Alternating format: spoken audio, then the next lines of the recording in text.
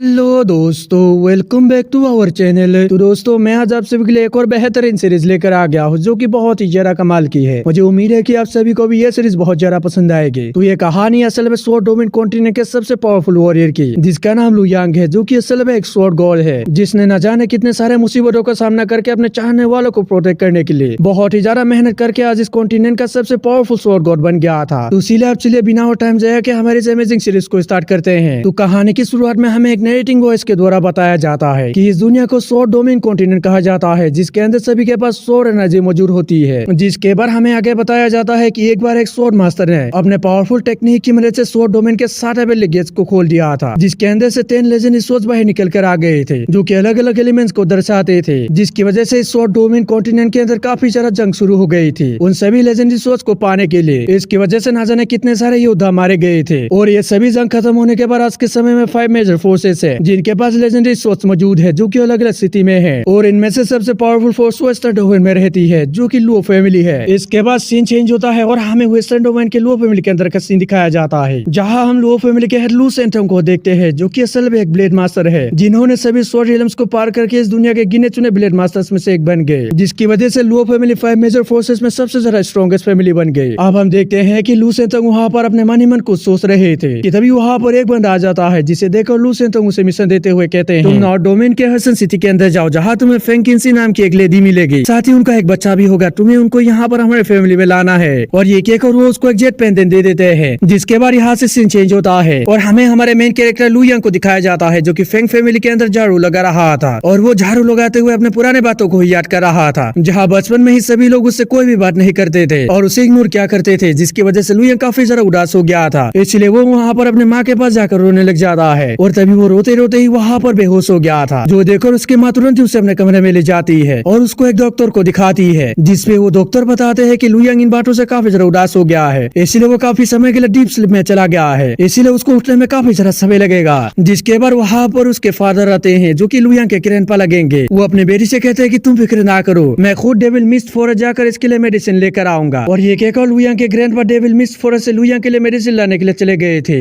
लेकिन वो कभी भी वापस लौट कर नहीं आते हैं। अब वहाँ पर काफी साल बीत जाता है, जहाँ अब लू यांग होश में आ गया था, तो उसको अपने अंकल के थ्रू मालूम चलता है कि उसकी माँ अभी इस दुनिया में नहीं रही, इसलिए वो काफी ज्यादा रोने लग जाता है। साथ ही उसके ग्रैंडपा के ना लौटने की वजह से फेंग फैमिली का हेड कोई और बन गया है। हम देखते हैं कि वो हेड लू यांग के माँ का ही अपमान नहीं करता है, बल्कि वो उसको भी जान से मारने की कोशिश करता है, पर हम देखते हैं कि लू यांग के अंकल उसको बचा लेते हैं। इसके बाद हमें प्रेजेंट का सीन दिखाया जाता है, जहाँ एक मास्टर अपने सभी डिसेबल्स को बता रहे थे कि इस यूनिवर्स में सबसे पावरफुल एनर्जी है स्वॉर्ड एनर्जी, और जो पर्सन स्वॉर्ड सोल की पावर को समझ पाता है वही एक स्वॉर्ड मास्टर बन पाता है। और स्वॉर्ड सोल को समझने के बाद कोई भी पर्सन बिना किसी स्वॉर्ड के स्वॉर्ड एनर्जी को यूज कर सकता है, लेकिन इसे करने के लिए तुम्हें स्वॉर्ड बॉडी रियल्म पर पहुंचना होगा। और अगर तुम 20 साल से पहले ही स्वॉर्ड बॉडी रियल्म से आगे चले गए, यानी कि स्वॉर्ड सोल रियल्म पर पहुंच गए, तो तुम्हें अपनी पूरी लाइफ में प्रैक्टिस करने की जरूरत नहीं पड़ेगी, क्योंकि उसके बाद तुम अपने फैमिली के मार्शल आर्ट टेक्निक्स का यूज कर सकते हो। और तभी इसी बीच हम देखते हैं कि उनमें से एक डिसेबल उससे पूछता है, अगर हम 20 साल पहले स्वॉर्ड सोल रियल्म में पहुंच गए तो फिर हम कितना ज्यादा पावरफुल हो सकते हैं। ये सुनकर अब वो मास्टर उनको बताने लगता है कि अगर तुम लोग 20 साल पहले स्वॉर्ड सोल रियल्म पर पहुंच गए तो फिर तुम लोग अपने सोल पावर को एक स्वॉर्ड की तरह यूज कर पाओगे, लेकिन मैं अभी तक उस लेवल पर नहीं पहुंचा हूँ, पर यहाँ के एल्डर्स पहुंच गए हैं। इसके बाद फिर वो आगे मास्टर उनसे कहता है कि तुम लोगों को बहुत ज्यादा मेहनत करके स्वॉर्ड बॉडी रियल्म को अचीव करना है, ताकि इससे तुम अपने फैमिली के एल्डर्स बन पाओ। हम देखते हैं कि उस मास्टर की इन सभी बातों को वही झाड़ू लगा रहा लू यांग भी सुन रहा था, जो सुनकर वो खुद से ही कहता है, मेरे अंकल के दिए गए ट्रेनिंग की वजह से मैंने कब का स्वॉर्ड बॉडी रियल्म को अचीव कर लिया है। लेकिन साथ ही साथ उस दिन लू यांग के पावर्स को देखकर उसके अंकल उससे कह रहे थे कि तुम्हारे पावर्स के बारे में यहाँ पर किसी को भी मालूम नहीं चलनी चाहिए, वरना तुम्हारे जान को खतरा हो सकता है। इसके बाद सीन चेंज होता है और हमें दिखाया जाता है कि लू यांग एक जगह पर खड़ा होता है, जहाँ वो देखता है कि बहुत सारे लड़के एक लड़के को कांग्रेचुलेट कर रहे थे, जिसका नाम फेंग लीचू है। यहाँ पर हमें उन डिसेबल्स के बातों से मालूम चलता है कि फेंग लीचू ने 17 साल की उम्र में स्वॉर्ड बॉडी रियल्म को अचीव कर लिया है, जिसकी वजह से वो लोग वहाँ पर उसकी काफी ज्यादा तारीफें कर रहे थे। तभी फेंग लीचू की नजर लू यांग पर पड़ती है, जिसे देखकर वो उसके पास आता है और उससे कहता है कि यहाँ पे सभी लोग ही मुझे बधाई दे रहे हैं, लेकिन तुम मुझे कुछ भी नहीं कह रहे हो। क्या इस बार के लिए तुम बहुत ज्यादा जेलस हो कि मैं स्वॉर्ड बॉडी रियल्म पर पहुंच गया हूँ? और ये कहकर वो अपने चाबुक से लू यांग को काफी ज्यादा मारने लग जाता है, जो देखकर लू यांग को भी काफी ज्यादा गुस्सा आ गया था, लेकिन उसने अपने गुस्से को थूकते हुए फेंग लीचू को स्वॉर्ड बॉडी रियल्म पर पहुंचने के लिए कांग्रेचुलेट कर दिया था, जो देखकर फेंग लीचू कहता है कि अब ये लाइन पर आया है, और ये कहकर वो उसे ड्रैगन वैली तक ले जाने को कह देता है, जिससे लू यांग भी ओके कहते हुए उसे ड्रैगन वैली तक ले आता है, जहाँ सभी लोग उसके स्वॉर्ड बॉडी रियल्म पर पहुंचने के लिए कांग्रेचुलेट करने लगते हैं। इसके बाद उसकी बहन वैन फेंग जुई। इसके बाद फेंग लीचू की वैन फेंग जुई भी उसे कांग्रेचुलेट करती है और कहती है कि तुमने फादर को बिल्कुल भी निराश नहीं किया। उसके बाद हम देखते हैं कि फेंग लीचू की एक लड़की से बहस हो जाती है जो कि उसके बहन के बगल में ही खड़ी हुई थी। इसके बाद हम देखते हैं कि उन दोनों के बीच फाइट होने का डिसाइड होता है, जो कर फेंग लीचू की बहन उसको बताती है कि ये लड़की बिल्कुल भी कमजोर नहीं है, इसीलिए तुम इसको अंडर एस्टिमेट बिल्कुल भी मत करना। अब हम देखते हैं कि उन दोनों के बीच एक काफी खतरनाक फाइट होने लगती है, जहाँ फेंग लीचू ने उस लड़की पर काफी सारे शॉट्स लगा दिए थे, लेकिन हम देखते हैं कि वो लड़की भी काफी तेजी से मूव करते हुए उसके सभी अटैक्स को डॉज कर लेती है और जिसके तुरंत ही उसने फेंग लीचू पर हमला करके उसके स्वॉर्ड को उसके हाथों से गिरा दिया था और जिसके तुरंत ही वो अपने स्वॉर्ड को उसके गले पर भी रख देती है, जिसकी वजह से हम देखते हैं कि फेंग लीचू वहाँ पर हार गया था। इसलिए वहाँ पर फेंग लीचू को काफी ज्यादा गुस्सा आने लगता है, जिसकी वजह से वो अपना गुस्सा निकालने के लिए लुयांग को मारने के लिए झड़ने लग जाता है। तो ये देखकर अब लुयांग खुद से ही कहने लग जाता है, अभी मैं फेंग फैमिली से पंगा नहीं ले सकता हूँ क्योंकि मेरी अभी की स्ट्रेंथ उतनी ज्यादा नहीं है। तो अभी हम देखते हैं कि फेंग लीचू आकर लुयांग के ऊपर एक किक मार देता है, जिसकी वजह से लुयांग उड़ता हुआ काफी दूर जा गिरा था। तो ये देखकर अब फेंग लीचू लगातार अपने स्वॉर्ड से उस पर हमला करने लग जाता है, लेकिन लुयांग भी उसके हमलों को बहुत इजीली डॉज कर रहा था, जो देखकर वहाँ पर फेंग लीचू गुस्से से लुयांग से कहता है, आखिर तुम्हारी हिम्मत भी कैसे हो गई मेरे हमलों को डॉज करने की, लगता है कि तुम चुपके से मार्शल आर्ट्स की प्रैक्टिस कर रहे हो। और ये कहकर वो उससे आगे कहता है कि तुम बिना बाप के कमीने हो। उसकी ये बात सुनकर अब हम देखते हैं कि लुयांग को भी वहाँ पर काफी ज्यादा गुस्सा आ गया था, क्योंकि बचपन में भी सभी लोग ये कहकर उसको बुली क्या करते थे। इसलिए लुयांग भी गुस्से से उससे कहता है, तुम बहुत ज्यादा बकवास कर रहे हो, ज्यादा बकवास ना करो नहीं तो तुम यहीं पर ही मारे जाओगे। ये सुनकर हम देखते हैं कि फेंग लीचू गुस्से से उससे कहने लग जाता है, लगता है कि इस कुत्ते ने अपने मालिक को ही भौंकना सीख लिया है। और ये कहकर वो अपने स्वॉर्ड से उस पर हमला कर देता है, लेकिन हम देखते हैं कि लुयांग भी उसके अटैक को रोकते हुए उसके स्वॉर्ड को उसके गले पर ही रख देता है, जो देखकर फेंग लीचू भी काफी ज्यादा घबरा गया था। तभी लुयांग उससे कहने लगता है कि तुम्हारे फादर तो मुझे पहले ही मरवाना चाहता है और साथ ही साथ तुम भी मुझे काफी ज्यादा परेशान क्या करते हो, इसलिए आज मैं इसका बदला जरूर लूंगा। इस पर हम देखते हैं कि फेंग लीचू भी डरते हुए लुयांग से कहता है, मेरे फादर मुझसे काफी ज्यादा प्यार करते हैं, इसलिए अगर तुमने मुझे यहाँ से जाने दिया तो फिर मेरे फादर तुम्हें कुछ भी नहीं करेंगे। इस पर लुयांग उससे कहता है कि अपनी बकवास बंद करो और ये कहकर वो उसको एक किक लगा देता है, जिसकी वजह से फेंग लीचू घायल होता हुआ काफी दूर जा गिरता है और उसकी कल्टीवेशन भी वहाँ पर डिस्ट्रॉय हो गई थी, जो देखकर अब उसकी बहन को काफी ज्यादा गुस्सा आता है। इसलिए उसने तुरंत ही अपने सोच से काफी ज्यादा स्लेशर लगाते हुए लुयांग की तरफ हमला कर दिया था, जो देखकर अब लुयांग ने भी अपने ड्रैगन को समन करके उसके सभी अटैक्स को रोक लिया था, जिसके बाद लुयांग वहाँ से काफी तेजी से भाग जाता है। इसके बाद सीन चेंज होता है और हमें फेंग लीचू के फादर को दिखाया जाता है, जो कि अब थर्ड मास्टर से पूछता है, क्या तुमने लुयांग को पकड़ कर ले आए। इस पर थर्ड मास्टर उसको बताता है कि मैंने लुयांग को पकड़ नहीं पाया क्योंकि वो डेविल मिस्ट फॉरेस्ट के अंदर भाग गया है। मैंने अपने लोगों को उसको ढूंढने के लिए वहाँ पर भेज दिया था, मगर अभी तक वो लोग वापस नहीं आए। इस पर अब हम देखते हैं कि फेंग लीचू का फादर कहने लगता है, जिसका नाम फेंग होंग है। वो कहता है, मैंने सुना है कि लुयांग शॉर्ट बॉडी रिलम के इंटरमीडिएट लेवल पर पहुंच चुका है, लेकिन आखिर उसको कल्टीवेशन और मार्शल आर्ट्स किसने सिखाया होगा। ये सुनकर थर्ड मास्टर उसे बताता है, लुयांग को मार्शल आर्ट्स और कल्टीवेशन है शायद से उसके सेकंड अंकल ने सिखाया होगा। थर्ड मास्टर की ये बात सुनकर हम देखते हैं कि फेंग होंग भी अपने सिपाहियों को लेकर लुयांग के सेकंड अंकल को पकड़ने के लिए उसके घर में पहुंच गए थे और उससे कह रहे थे कि तुमने ही लुयांग को मार्शल आर्ट्स सिखाया है, जिसकी वजह से आज मेरे बेटे की ऐसी हालत हो गई है। ये सुनकर अब सेकंड अंकल उससे कहते हैं, अगर तुम्हारा बेटा नालायक नहीं होता तो फिर आज वो इस हालत में नहीं होता। अब उसकी ये बात सुनकर फेंग होंग को काफी ज्यादा गुस्सा आता है और उसने तुरंत ही सेकंड अंकल पर हमला भी कर दिया था, जिसकी वजह से सेकंड अंकल काफी ज्यादा घायल हो गए थे। जिसके बाद हमें सीमिंग को दिखाया जाता है, जो कि लुयांग और उसकी माँ को लेने के लिए फेंग फैमिली पहुंच चुका था। वो फेंग फैमिली के एक सर्वेंट से कहता है, मुझे फेंग किन्सी और उसके बेटे से मिलना है, जिस पर सर्वेंट्स को बताता है कि फेंग किन्सी की मौत तो काफी साल पहले ही हो चुकी है और साथ ही उसका बेटा भी हमारे मास्टर के बेटे को घायल करके खतरनाक डेविल मिस्ट फॉरेस्ट के अंदर भाग गया है और इसके बारे में थर्ड मास्टर को अच्छे से मालूम है। उस सर्वेंट की ये बात सुनकर अब सीमिंग भी थर्ड मास्टर से मिलने के लिए आ जाता है। वो उससे कहता है कि मुझे फेंग किन्सी के बच्चे के बारे में चुप से बता दो कि वो कहाँ पर है। और सीमिंग की ये बात सुनकर सेकंड अंकल उससे कहते हैं, फेंग किन्सी मेरी बहन थी जिसकी काफी साल पहले ही डेथ हो चुकी है। और ये कहकर वो उसको सब कुछ बता देते हैं कि यहाँ पे क्या क्या हुआ था, जो सुनकर सीमिंग को भी काफी ज्यादा गुस्सा आता है, लेकिन फिर भी वो उनको कुछ भी नहीं करता है। वो कहता है कि इन्हें जाने दो, नहीं तो तुम्हारे लिए बिल्कुल भी अच्छा नहीं होगा। और ये कहकर वो उनको अपना पावर शो करने लग जाता है, जो कि असल में शॉर्ट पहले सीरियल पर होता है, जो देखकर वो लोग भी काफी ज्यादा हैरान हो गए थे। इसके बाद सीन चेंज होता है और हमें डेविल मिस्ट फॉरेस्ट के अंदर का सीन दिखाया जाता है, जहाँ सीमिंग के साथ साथ थर्ड मास्टर भी आया था, क्योंकि वो उसको रास्ता दिखाने के लिए लेकर आया था। इसके बाद थर्ड मास्टर वहाँ से वापस चला जाता है, क्योंकि वो उसके आगे जाने में डर रहा था, जो देखकर सीमिंग भी उसे कुछ भी नहीं करता है। इसके बाद हम लुयांग को देखते हैं, जो कि डेविल मिस्ट फॉरेस्ट के अंदर एक पेड़ के नीचे आराम कर रहा था। तभी वहाँ पर उसके सामने एक डिमोनिक बीस्ट आ जाता है, जो देखकर लुयांग भी फाइट करने के लिए रेडी हो गया था और वो डिमोनिक बीस्ट उस पर अटैक ना करके वहाँ से चला जाता है, जो देखकर लुयांग को कुछ भी समझ नहीं आ रहा था कि वो डिमोनिक बीस्ट यहाँ से भाग क्यों गया। वही दूसरी तरफ हम सीमिंग को देखते हैं, जिसके ऊपर भी काफी सारे डिमोनिक बीस्टों ने हमला कर दिया था, लेकिन वो उनके अटैक्स को बहुत इजीली डॉज करके लुयांग को ढूंढने के लिए निकल जाता है। वही दूसरी तरफ अब लुयांग एक बंदे से मिलता है जो कि स्वॉर्ड किंग रियलम पर होता है। फिर लुयांग उससे डेविल मिस्ट फॉरेस्ट से बाहर जाने का रास्ता पूछता है, लेकिन इस पे वो उससे कहता है कि बच्चे आखिर तुम्हें इतनी जल्दी किस बात की है। और ये कहकर वो लुयांग के ऊपर अटैक कर देता है और उसे अपने पाँव से जकड़ लेता है। लेकिन तभी कोई उस बंदे पर स्पिरिचुअल हैंड से अटैक कर देता है, मगर वो किसी तरह से बच गया था, लेकिन इसकी वजह से लुयांग आजाद हो गया था। जो देखकर वो खुद से ही कहता है शायद ये बंदा मुझे बचाने के लिए ही आया है। दूसरी तरफ से लीजी हुई उस बंदे से कहता है आखिर तुम्हारी हिम्मत भी कैसे हुई डेविल मिस्ट फॉरेस्ट में आने की। ये सुनकर वो दूसरा बंदा उससे कहता है मेरा मिशन तुम्हें खत्म करना है, चाहे तुम दुनिया के कोई भी कोने में छिपे क्यों ना हो। ये सुनकर अब लीजी हुए उससे कहता है तुम्हें अपने मिशन के बारे में कुछ भी मालूम नहीं है। वाकई ये कितने अफसोस की बात है। ये सुनकर वो दूसरा बंदा जिसका नाम जेन ऊसोंग है वो उससे कहता है बेशक मेरा मिशन है स्वॉर्ड डोमेन लैंड को प्रोटेक्ट करना है, लेकिन उसी के साथ ही तुम्हें भी मारना जरूरी है। और ये कहकर वो उस पर हमला कर देता है, लेकिन लीजी हुए भी उसके अटैक को काफी आसानी से रोक लेता है। जिसके बाद वो दोनों ही अपने अपने सोच से हमला कर देते हैं, जिसके इम्पैक्ट की वजह से लुयांग उड़ता हुआ काफी ज्यादा दूर जा गिरता है। जो देखकर वो काफी ज्यादा हैरान हो गया था। दूसरी तरफ लीजी हुए वहाँ से भागने लगता है, जो देखकर जैन वू सॉन्ग भी उसका पीछा करते हुए उससे कहता है डरपोक आखिर तुम भाग कहाँ रहे हो।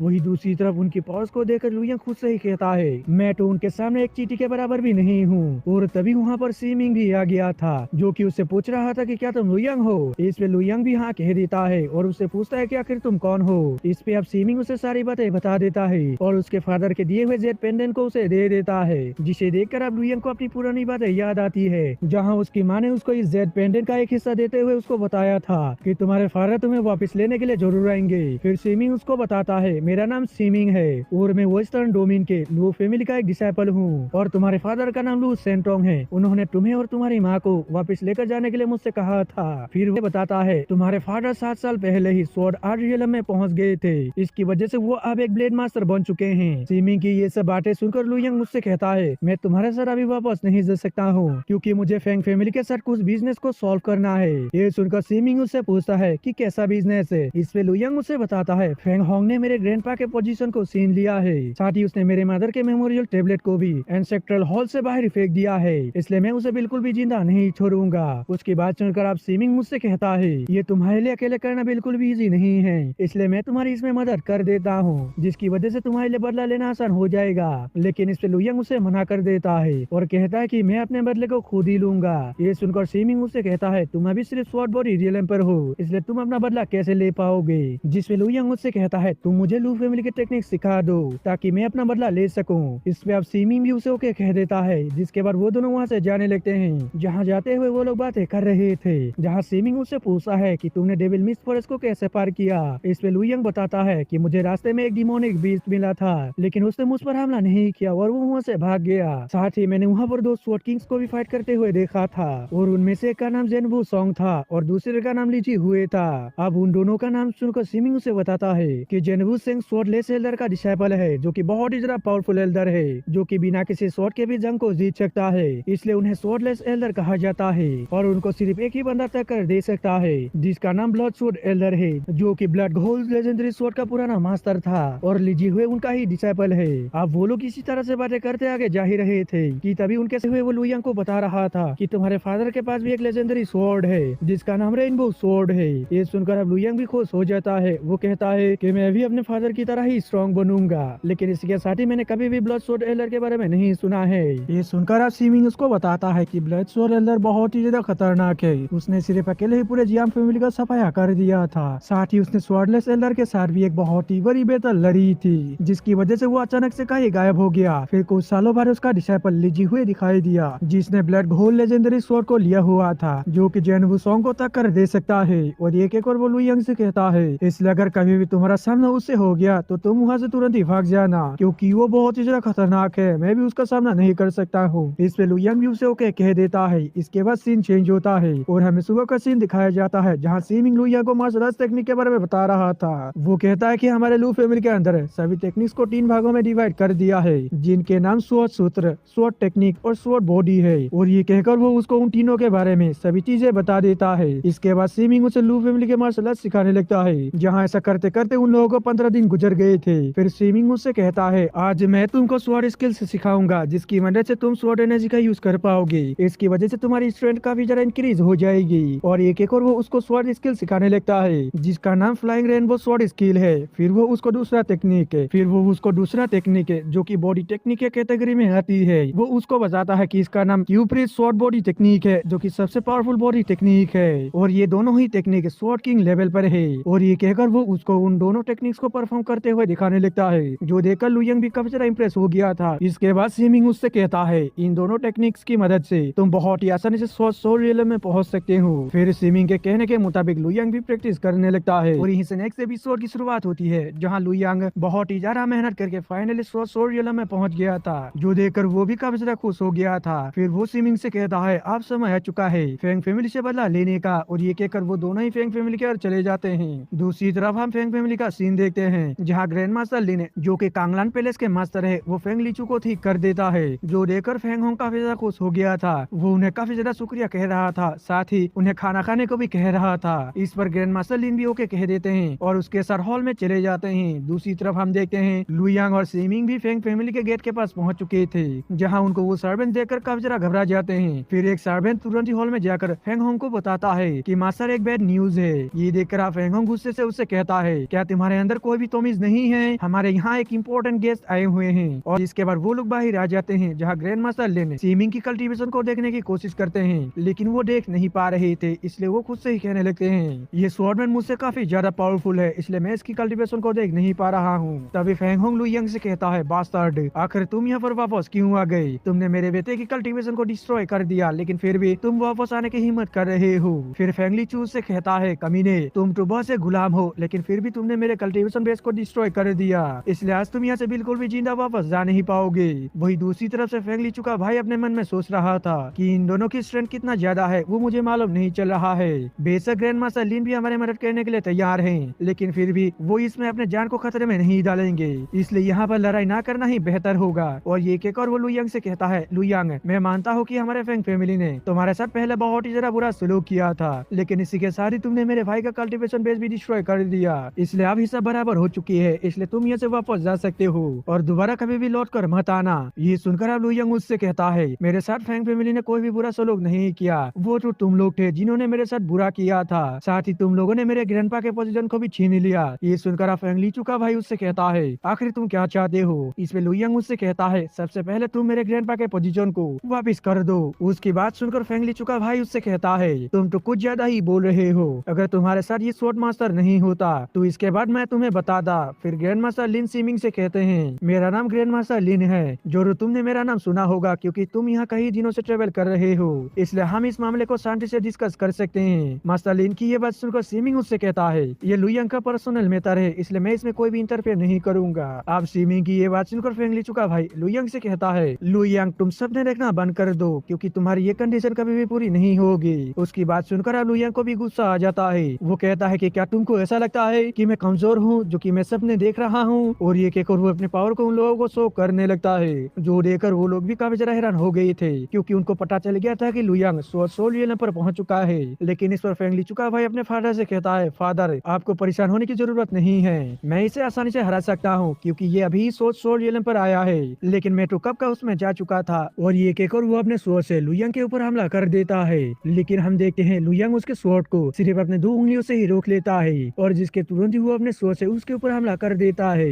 जिसे फेंग लीचू का भाई रोकने की कोशिश तो बहुत ज्यादा करता है, लेकिन वो उसे रोक नहीं पाता है और लुयांग की स्वॉर्ड उसके आर पार हो जाती है, जिसकी वजह से वो बुरी तरह से घायल होते हुए वहीं पर ही गिर गया था। ये देखकर आप फेंग होंग को काफी ज्यादा गुस्सा आता है, इसलिए वो तुरंत ही अपने स्वॉर्ड से लुयांग के ऊपर हमला कर देता है, मगर लुयांग भी अपने स्वॉर्ड को आगे करते हुए उसके स्वॉर्ड को रोक लेता है, जो देखकर फेंग होंग बहुत ही ज्यादा हैरान हो जाता है। साथ ही बाकी सभी लोग भी बहुत ही ज्यादा हैरान हो गए थे कि आखिर लुयांग उसके अटैक को कैसे ब्लॉक कर सकता है, क्योंकि फेंग होंग तो सोल रियल के पीक स्टेज पर था, वही लुयांग सिर्फ वाली स्टेज पर है। इसलिए मास्टर लिन हैरान होते हुए सीमिंग की तरफ देखने लगते हैं, जो देखकर सीमिंग भी संभाल करने लगता है। वही दूसरी तरफ उन दोनों के स्वॉर्ड अभी भी एक दूसरे से टकरा रहे थे, मगर तभी लुयांग अपने स्वॉर्ड को वापस उड़ाकर काफी तेजी से फेंग होंग की तरफ अटैक कर देता है, लेकिन फेंग होंग उसके स्वॉर्ड को अपने पावर से रोक लेता है। अब लुयांग की ऐसी पावर्स देखकर मास्टर लिन खुद से ही कहते हैं लुयांग तो सच में बहुत ज्यादा पावरफुल है। दूसरी तरफ हम देखते हैं अब फेंग होंग काफी सारे स्वॉर्ड से लुयांग की तरफ लगा देता है, लेकिन लुयांग भी कहाँ कमजोर था, वो भी अपने स्वॉर्ड से उसके सभी अटैक्स को डिस्ट्रॉय कर देता है। अब लुयांग की ऐसी पावर्स देखकर फेंग लीचू का भाई मास्टर लिन से कहता है मास्टर आप प्लीज हमारी मदद कीजिए, क्योंकि आपने इसके लिए प्रॉमिस किया था। उसकी बात सुनकर अब मास्टर लिन उससे कहते हैं ये स्वॉर्डमैन अभी भी फाइट के बीच में इंटरफेयर नहीं कर रहे हैं, तो फिर मैं भला ऐसा कैसे कर सकता हूँ, क्योंकि जब तक ये स्वॉर्डमैन इंटरफेयर नहीं करेगा तब तक मैं भी इंटरफेयर नहीं करूंगा, और यही एक रियल फाइट की रूल्स होती है। तभी हम देखते हैं दूसरी तरफ से लू यंग उस पर एक काफी खतरनाक अटैक कर देता है, लेकिन फेंग होंग भी अपने स्वॉर्ड से उसके अटैक को किसी तरह से रोक लिया था, और तभी इस मौके का फायदा उठाकर थर्ड मास्टर लू यंग के ऊपर पीछे से हमला कर देता है।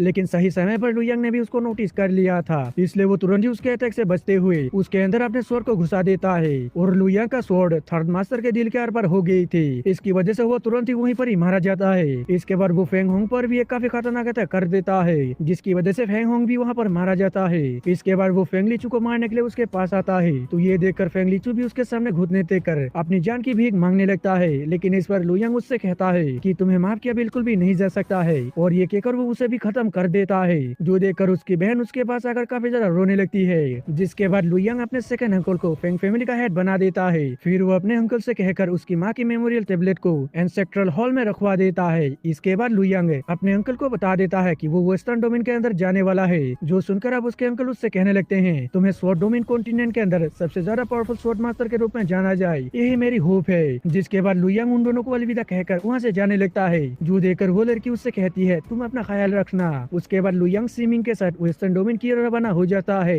जहाँ रास्ते में जय हुए सीमिंग उसको 10 लेजेंडरी सोर्स के बारे में बताता है, जो सुनकर लू यंग भी थोड़ा सा हैरान हो गया था। वो उसे कह रहा था कि मैंने तो सिर्फ 8 लेजेंडरी सोर्स के बारे में ही सुना था। ये सुनकर अब सीमिंग उसको बताता है कि हमारे फैमिली में जो लेजेंडरी स्वॉर्ड है उसका एलिमेंट मेटल है, साथ ही star flame legendary sword south domain में चू फैमिली के पास है जिसका एलिमेंट फायर है, और इसी के साथ ही लुओ फैमिली के पास भी एक लेजेंडरी स्वॉर्ड है जिसका नाम आइस स्वॉर्ड है, जो कि वाटर एलिमेंट को पोजेस करती है, और mountain suppressing legendary sword east domain में हुआ फैमिली के पास है जिसका एलिमेंट अर्थ है, और silent thunder legendary sword central domain में स्वॉर्ड सेक्ट के पास है जिसका एलिमेंट वाइंड एंड थंडर है। हालांकि ब्लड गोल्ड लेजेंडरी स्वॉर्ड बहुत ही कम बार दिखी गई है, लेकिन इसका यूज कहीं लोगों को मारने के लिए किया गया है। दुनिया में सभी लोग इस स्वॉर्ड के बारे में जानते हैं, और ये कहकर वो उसको सभी 8 स्वॉर्ड्स के बारे में बता देता है। यहीं से नई सभी स्वॉर्ड की शुरुआत होती है, जहाँ वो दोनों अभी भी वेस्टर्न डोमेन की ओर बढ़ रहे थे। फिर वहाँ पर सीमिंग लू यंग को बाकी दोनों स्वॉर्ड्स के बारे में बताता है कि एक का नाम टोसन स्वॉर्ड है जिसका एलिमेंट वुड है, और दूसरे का नाम डार्क ग्रीन है जिसका एलिमेंट डार्कनेस है। और वो दोनों लेजेंडरी स्वॉर्ड्स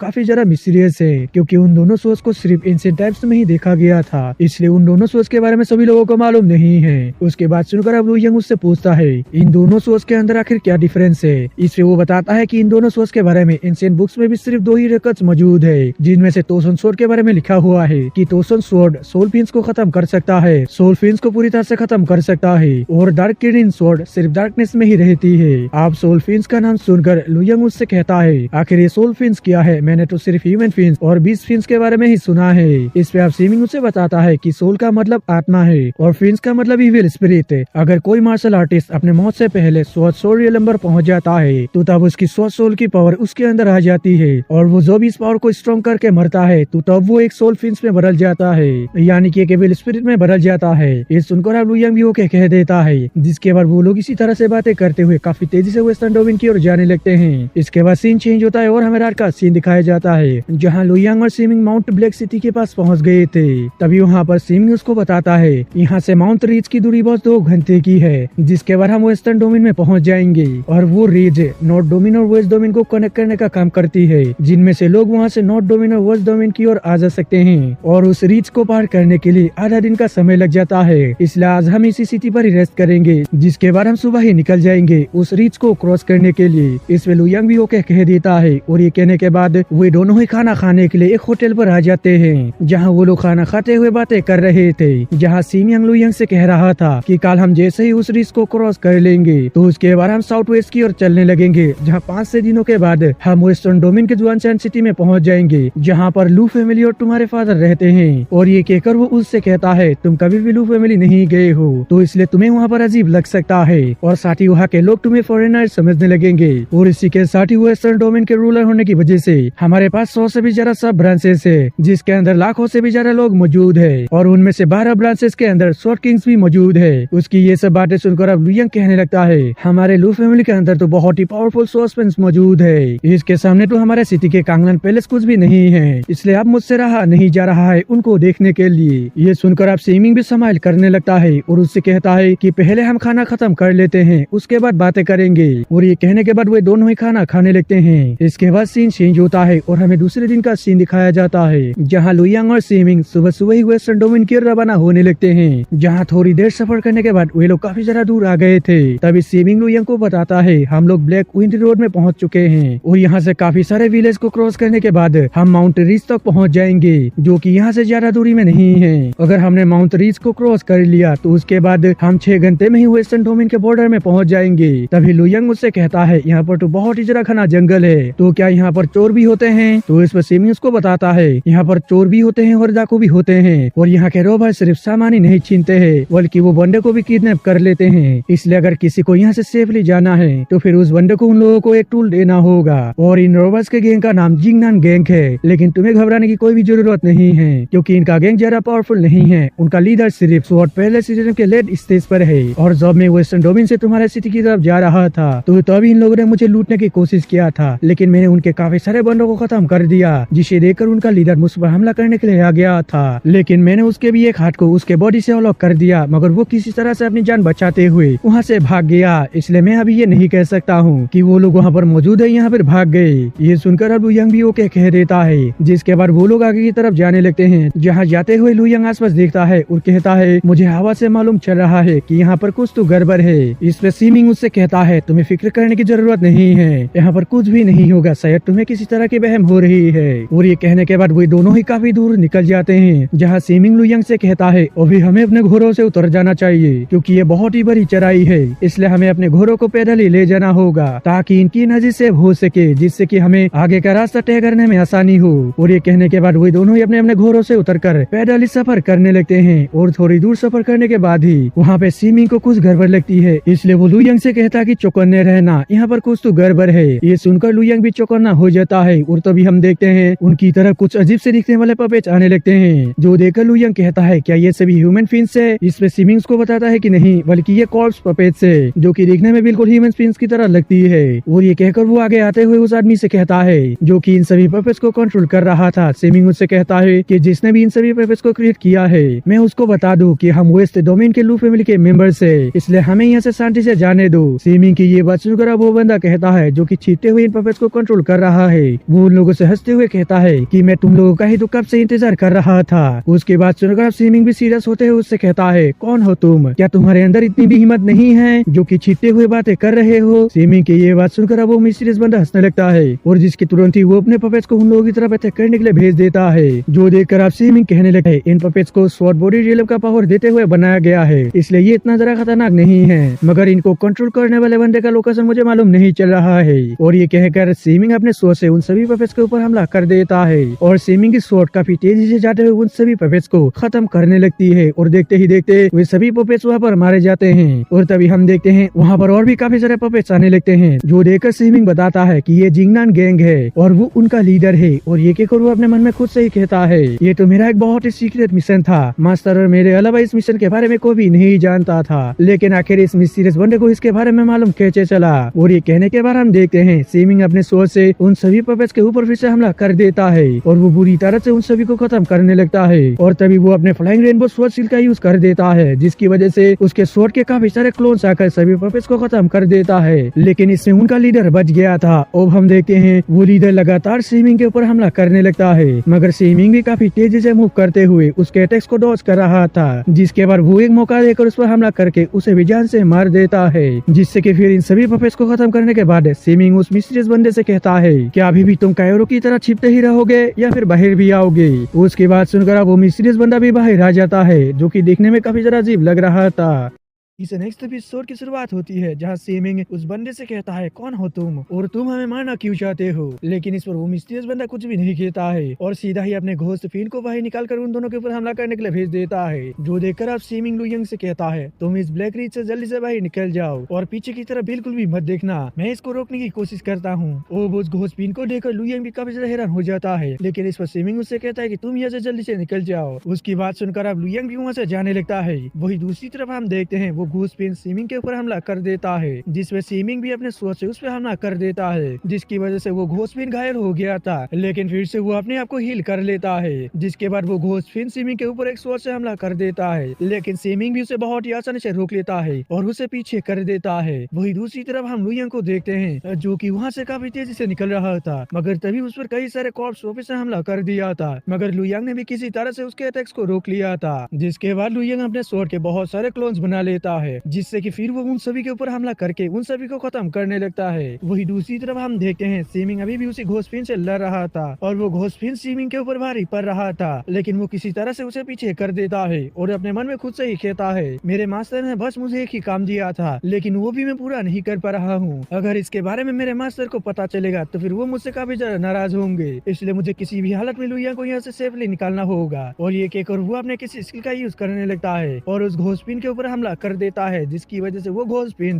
काफी ज्यादा दूर चला गया था, जिस मौके का फायदा उठाते हुए सीमिंग वहाँ से भाग गया था। वही दूसरी तरफ हम लुइयांग को देखते हैं, जो कि अभी भी उन्हीं पपेट्स के साथ फाइट कर रहा था, लेकिन इसमें उसको काफी ज्यादा दिक्कत हो रही थी। लेकिन तभी वहाँ पर सीमिंग आ जाता है और उन सभी पपेट्स को एक ही झटके में खत्म कर देता है और फिर वो लुइयांग को जल्दी से वहाँ से निकलने को कह देता है। इसमें लुइयांग भी वहाँ से काफी तेजी से निकलने लगता है और देखते ही देखते वो बहुत ही ज्यादा दूर निकल जाता है। जहाँ थोड़ी दूर आगे जाने के बाद हम देखते हैं कि उसके सामने वही मिस्टीरियस बंदा आ जाता है और उस बंदे को अपने सामने देखकर लुइयांग उससे कहता है, आखिर तुम कौन हो और तुम मुझे मारना क्यों चाहते हो? जिसमें वो उसको बताता है कि कोई बंदा चाहता है कि तुम मारे जाओ, यानी कि किसी ने तुमको मारने का मुझे ऑर्डर दिया है, इसलिए ये तुम्हारा एक बैड लक है कि तुम लूसेंटों के बेटे हो। और ये कहकर वो काफी ज्यादा हंसने लगता है और जिसके तुरंत ही वो अपने घोसपिन से लुइयांग के ऊपर हमला कर देता है, जो देखकर अब लुइयांग तुरंत ही वहाँ से भागने लगता है और वही घोसपिन उसके पीछे पड़ा हुआ होता है। और तभी हम देखते हैं लुइयांग भागते भागते काफी दूर आ चुका था, मगर तभी उसका घोड़ा अचानक से वहाँ पर रुक जाता है, जो देखकर अब लुइयांग तुरंत ही अपने घोड़े से उतर जाता है और वो वहाँ से पैदल ही भागने लगता है,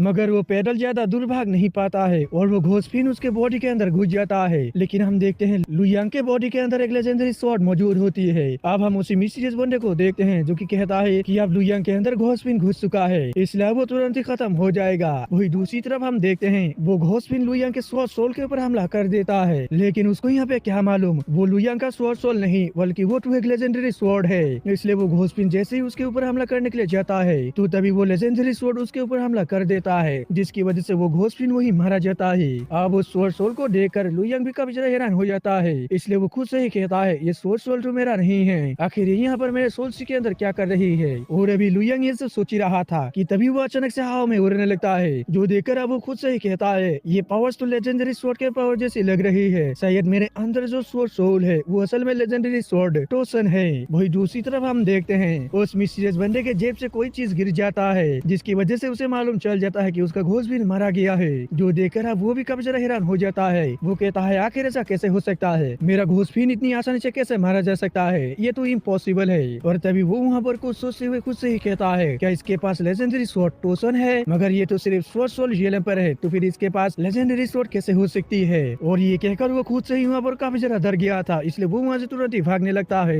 लेकिन हम देखते हैं लुइयांग अपने लेजेंडरी स्वॉर्ड को बाहर निकाल कर उस बंदे के ऊपर हमला कर देता है, जो देखकर वो मिस्टीरियस बंदा भी अपने सामने एक सील लगाकर उस अटैक को रोकने की कोशिश करता है, लेकिन वो इसमें नाकाम हो गया था, जिसकी वजह से वो वहीं पर ही मारा जाता है। इसके बाद लुइयांग उस बंदे के पास आ जाता है और उसे चेक करने लगता है, जहाँ वो उसके मास्क को भी उतार देता है, जिसके बाद लुइयांग को उस मिस्टीरियस बंदे के पास से किसी तरह का एक टोकन मिल जाता है, जिसे देखकर अब वो खुद से ही कहता है, इस टोकन के अंदर जरूर ट्रैकर लगा हुआ होगा, जिसकी वजह से इसके साथ ही मुझे ढूंढ सकते हैं, इसलिए मुझे इसको अपने साथ ले जाना नहीं चाहिए। और ये कहकर वो उस टोकन को वहीं पर ही रख देता है और फिर एक पेड़ के पास जाकर उस टोकन के जैसे एक डुप्लीकेट टोकन बनाकर अपने पास रख लेता है। इसके बाद सीन चेंज होता है और हम देखते हैं कि लुइयांग वेस्टर्न डोमेन में पहुंच चुका होता है, जहां उसको रात हो गई थी। तभी वो खुद से ही कहता है, मुझे अभी वेस्ट डोमेन से दूर ही रहना चाहिए और साथ ही मुझे सीमिंग के मौत का बदला भी लेना है, इसलिए मुझे पता लगाना होगा कि इसके पीछे कौन था और कौन हमें मरवाना चाहता है। लेकिन बदला लेने के लिए अभी मैं बहुत ही ज्यादा कमजोर हूँ, इसलिए मुझे छिपने के लिए जगह ढूंढनी होगी ताकि मैं वहाँ पर कल्टीवेट करके अपनी पावर को बढ़ा सकूं। और ये कहकर लुइयांग घर के अंदर आ जाता है, जहाँ वो पूरी रात रुकता है, जिसके बाद वो सुबह ही वहाँ से निकल जाता है, जहाँ बहुत ही दूर जाने के बाद वो एक गाँव में पहुँच चुका था, इसलिए वो वहाँ पर ही रुक जाता है और कहता है, ये गाँव तो बहुत ही ज्यादा सुंदर है, इसलिए मैं यहीं पर ही रुक कर कल्टीवेशन करने वाला हूँ। इसके बाद हम देखते हैं लुइयांग अपने लिए घर बनाने के लिए लकड़ी काट रहा होता है, मगर तभी वहाँ पर कुछ गाँव वाले आ जाते हैं, तो लुइयांग उनको झूठ बोलने लगता है और बताता है कि हमारे गाँव में डिजास्टर आया था, जिसकी वजह से हमारा पूरा गाँव डिस्ट्रॉय हो गया, इसलिए मैं ट्रेवल करते हुए यहाँ पर आ गया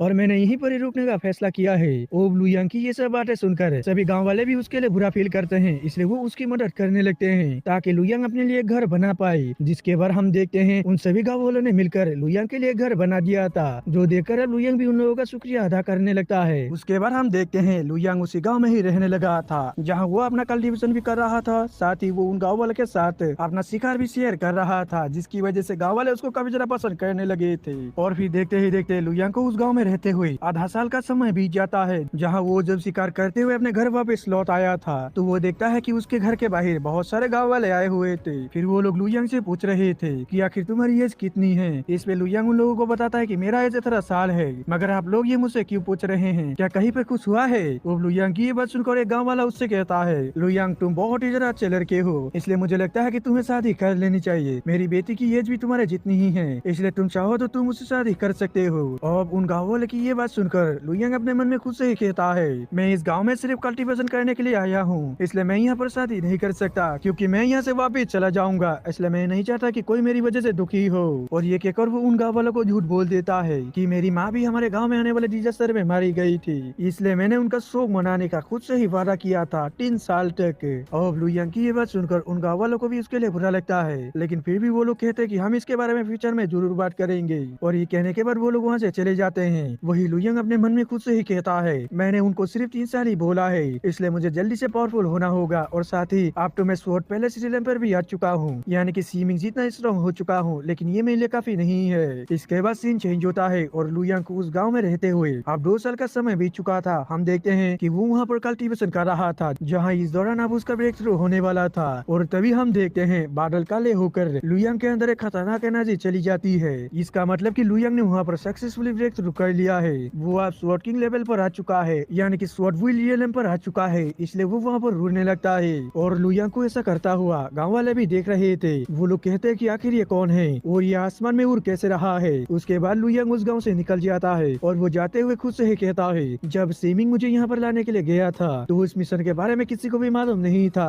और ये मिशन बहुत ही ज्यादा सीक्रेट था, तो आखिर इसकी इन्फॉर्मेशन किसने लीक की होगी। और ये कहकर वो आगे की तरफ जाते हुए खुद से ही कहता है, लगता है कि मुझे फेंग फैमिली वापस जाना होगा, क्योंकि इसके बारे में तो सिर्फ फेंग फैमिली को ही मालूम था। और ये कहने के बाद लुयांग काफी तेजी से आगे की तरफ जाने लगता है। इसके बाद सीन चेंज होता है और हमें 2 दिन बाद का सीन दिखाया जाता है, जहाँ लुयांग अभी भी फ्लाई करते हुए जा रहा था और तभी उसको जंगल में एक लड़की नजर आ जाती है, जिसको वही मिस्टीरियस गैंग के लोग मारने के लिए घेरे हुए थे। साथ ही वहाँ पर एक घोस्ट फिन भी मौजूद था। ये देखकर लुयांग खुद से ही कहता है, अरे यहाँ पर भी एक घोस्ट फिन है, लगता है कि मुझे देखना होगा। वहीं दूसरी तरफ हम उस लड़की को देखते हैं जिसका नाम लुओ सुईहान है, जो कि नॉर्थ डोमेन के लुओ फैमिली की होती है। और तभी हम देखते हैं वो घोस्ट फिन सुईहान के ऊपर हमला कर देता है, जो देखकर सुईहान ने भी उसको किसी तरह से ब्लॉक कर लिया था और उसको पीछे कर दिया था। ये देखकर अब वो मिस्टीरियस बंदा उससे कहता है, तुम बहुत ही ज्यादा टैलेंटेड हो, लेकिन कोई तुम्हारी फैमिली में से ही तुम्हें मरवाना चाहता है, इसलिए तुम स्ट्रगल करना बंद कर दो और अपनी किस्मत को एक्सेप्ट कर लो। और अभी वो मिस्टीरियस बंदा ये सब कह ही रहा था कि तभी वहाँ पर लुयांग की आवाज आती है, जो लोगों से कहती है कि आखिर तुम लोगों की इतनी ज्यादा हिम्मत कैसे हो गई एक अकेले लड़की को काफी सारे लोग मिलकर बुली करने की। और ये कहकर लुयांग अपने सोच से उस घोस्टफिन के ऊपर हमला कर देता है, जिसकी वजह से वो घोस्टफिन वहीं पर ही मारा जाता है। जो देखकर अब वो मिस्टीरियस बंदा भी काफी ज्यादा घबरा जाता है और कहता है कि ये तो एक स्वॉर्ड किंग है। और ये कहकर वो वहाँ से तुरंत ही भागने लगता है, मगर लुयांग अपने स्वॉर्ड से उस पे एक स्वॉर्डलेस पीछे से लगा देता है, जिसकी वजह से वो बंदा घायल होकर नीचे गिर जाता है। और तभी वहाँ पर लुयांग भी उसके पास पहुँच गया था। जो देखकर वो बंदा उससे कहता है, आखिर तुम कौन हो, मैं तो सभी स्वॉर्ड किंग्स के बारे में अच्छे से जानता हूँ। और ये कहकर वो खुद ही सोचते हुए कहता है, कहीं तुम लुओ फैमिली के स्वॉर्ड किंग तो नहीं, लेकिन आखिर ऐसा कैसे हो सकता है। और तभी वहाँ पर सुईहान भी भागते हुए आ जाती है, जो कि लुयांग को जान बचाने के लिए शुक्रिया अदा करने लगती है। इस पर लुयांग भी ओके कह देता है और उस बंदे से पूछता है कि आखिर तुम कौन हो, मुझे तुम्हारे बारे में सब बता दो।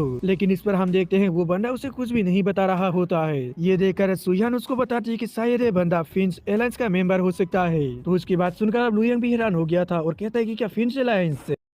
और ही से नेक्स्ट एपिसोड की शुरुआत होती है जहाँ लुयांग उसी मिस्टीरियस बंदे से सवाल करते हुए कहता है, अगर तुम जिंदा रहना चाहते हो तो तुम मेरे सवालों का सीधा सीधा जवाब दो, वरना मैं तुम्हें यहीं पर ही खत्म कर दूंगा। लेकिन इससे वो मिस्टीरियस बंदा उससे कहता है कि सबने देखना बंद कर दो, मैं तुम्हें कभी भी बताने वाला नहीं हूँ। और ये कहकर वो बंदा खुद ही वहाँ पर सुसाइड कर लेता है। ये देखकर आप सुईहान उसको बताने लगती है ये बंदा फिंड एलायंस का मेंबर हो सकता है, लेकिन इस तरह की फॉरबिडन आर्ट्स को कई सारे फोर्सेस ने बैन कर दिया है, मगर फिंड एलायंस इन सभी घोस्ट फिन्स को अभी भी बनाते हैं। लेकिन वो काफी ज्यादा सीक्रेट ऑर्गेनाइजेशन है, इसलिए उनके लोकेशन के बारे में कोई भी नहीं जानता है। जिसके बाद लुयांग को उस मिस्टीरियस बंदे से वैसा ही एक टोकन मिल जाता है जैसा कि उसे पहले मिला था। फिर लुयांग उससे पूछता है क्या तुम नॉर्थ डोमेन की लिटिल प्रिंसेस लुओ सुईहान हो? इस पे सुईहान भी उसको हाँ कह देती है और उससे पूछती है कि तुम कौन हो? जिसमें लुयांग बताता है कि मैं एक ऑर्डिनरी कल्टीवेटर हूँ जो कि फेंग फैमिली से आता हूँ। साथ ही मैं बहुत ही ज्यादा लकी था जिसकी वजह से मुझे एक बूस्ट मिल गई, जिसकी वजह से मैं एक स्वॉर्ड किंग बन पाया, यानी कि स्वॉर्ड विल रियलम पर ब्रेक थ्रू कर पाया। और लुयांग की ये बात सुनकर सुईहान उससे कहती है तुम तो बहुत ही ज्यादा टैलेंटेड हो क्योंकि तुमने बिना किसी रिसोर्सेज के ही स्वॉर्ड किंग रियलम को अचीव कर लिया है, इसलिए मुझे पूरा उम्मीद है कि तुम बहुत ही जल्द स्वॉर्ड डोमेन लैंड में फेमस हो जाओगे।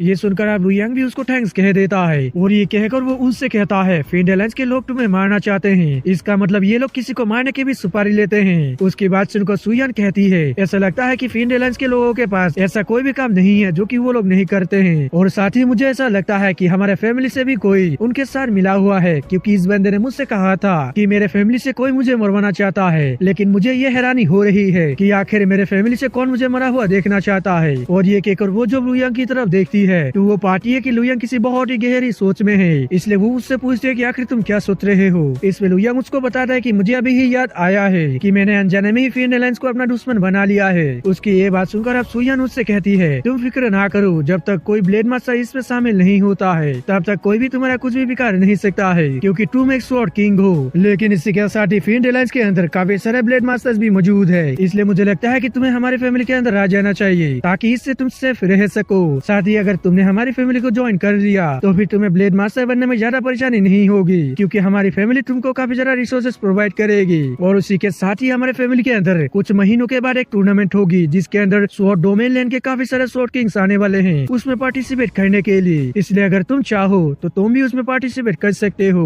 और टूर्नामेंट का नाम सुनकर लुयांग उससे पूछता है आखिर ये टूर्नामेंट क्या है, जिसपे सुईहान बताती है कि इस टूर्नामेंट का नाम स्वॉर्ड टेस्ट टूर्नामेंट है, जो कि एक बहुत ही बड़ा इवेंट है जिसको हमारी फैमिली हर 30 सालों के बाद ऑर्गेनाइज करती है। और जिस भी बंदे को आइस फ्रोस्ट लेजेंडरी स्वॉर्ड के द्वारा अप्रूवल मिल जाता है वो बंदा उस टूर्नामेंट को जीत जाता है, और साथ ही जीतने वाले बंदे को हमारे फैमिली के ट्रेजर ग्राउंड के अंदर कल्टीवेट करने का एक बहुत ही बड़ा मौका दिया जाता है। और सुईहान की ये सब बातें सुनकर लुयांग भी उस टूर्नामेंट में आने के लिए मान गया था, जिसके बाद वो लोग अपने अपने घर की तरफ निकल गए थे। इसके बाद हमें फेंग फैमिली के अंदर का सीन दिखाया जाता है जहाँ लुयांग भी पहुँच गया था और वो सेकंड अंकल के साथ बातें कर रहा था। जब इस सेकंड अंकल उससे कहते हैं तुम बहुत ही सालों बाद हमारे यहाँ वापस आए हो, साथ ही तुम्हारा कल्टीवेशन भी बहुत ही ज्यादा बढ़ चुकी है जिसको मैं देख भी नहीं पा रहा हूँ, लेकिन इसी के साथ ही सीमिंग तुम्हारे साथ क्यों नहीं आया। ये सुनकर अब लुयांग उनको झूठ बोल देता है कि लू फैमिली के अंदर अभी बहुत ही ज्यादा काम पड़ा हुआ है, इसलिए वो उनको निपटाने में लगा हुआ है, इसकी वजह से वो मेरे साथ नहीं आ पाया। लेकिन यहाँ आते हुए मैंने आपके बारे में सुना था कि आपने हेड के पोजीशन से इस्तीफा दे दिया है। ओब लुयांग की ये बात सुनकर सेकंड अंकल उसे बताने लगते हैं अब मैं बहुत ही ज्यादा ओल्ड हो चुका हूँ, साथ ही मेरा कल्टीवेशन भी उतना ज्यादा नहीं है, इसलिए मैंने हेड के पोजीशन से इस्तीफा दे दिया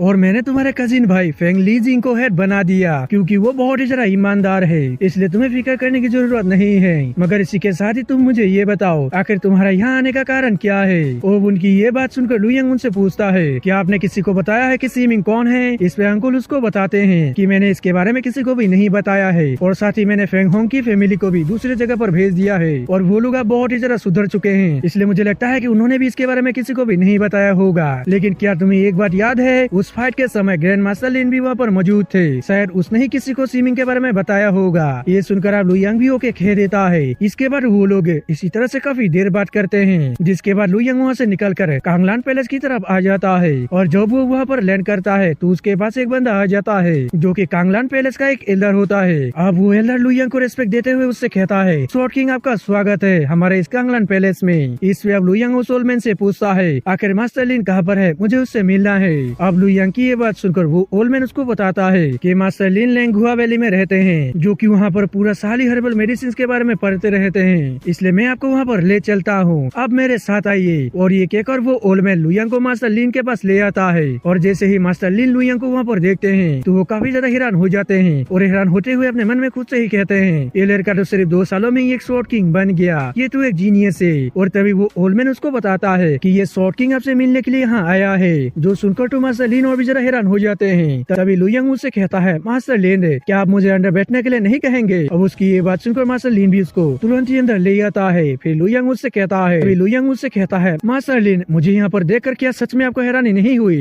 उसकी बात सुनकर मास्टर लिन कहने लगते हैं, मुझे ये बिल्कुल भी उम्मीद नहीं था कि तुम यहाँ पर वापस आ जाओगे और वापस आकर सीधा ही मुझे ढूंढोगे, और साथ ही तुम तो सच में 2 साल के अंदर ही स्वॉर्ड किंग बन गए, जो देखकर मैं सच में काफी जरा हैरान हुआ। फिर लुयांग उससे कहने लगता है, 2 साल पहले तुमने फेंग लियन की मदद नहीं की थी क्योंकि तुमने मेरी मार्शल आर्ट स्किल्स को देखकर मेरे आइडेंटिटी के बारे में पता लगा लिया था। इसलिए अब तुम मुझे ईमानदारी से बता दो कि तुमने मेरे आइडेंटिटी के बारे में किसी और को बताया है। ओब लुयांग की ये बात सुनकर मास्टर लिन उसको बताता है कि मैंने इसके बारे में अपने भाई पेंग वांग को छोड़कर किसी और को नहीं बताया है, लेकिन आखिर तुम इसके बारे में क्यों पूछ रहे हो, क्या कुछ गड़बड़ हुआ है। इस पे लुयांग कुछ भी नहीं बताता है और उससे पूछता है कि पेंग वांग कहाँ है, मुझे उसके बारे में जल्दी बताओ। ये सुनकर मास्टर लिन बताने लगते हैं, सीनियर ब्रदर पेंग वांग बहुत ही ज्यादा ओल्ड हो चुके हैं, इसलिए उन्होंने मार्शल आर्ट्स वर्ल्ड को छोड़ दिया है क्योंकि उनकी कल्टीवेशन डिस्ट्रॉय हो चुकी है, इसलिए अब वो शांति से फेलिंग पीक पर रहते हैं। इसके बाद हम देखते हैं वे दोनों पेंग वांग से मिलने के लिए चले जाते हैं। दूसरी तरफ हम पेंग वांग को देखते हैं जो कि सुईहान को ना मारने की वजह से काफी जरा परेशान हो रहा था क्योंकि उसे लुयांग ने बचा लिया था, इसलिए वो कहता है कि मुझे लुयांग का भी कुछ करना पड़ेगा। इसके बाद हम देखते हैं मास्टर लिन लुयांग को पेंग वांग के पास ले आता है और वो पेंग वांग को बताता है कि यही है वो लुयांग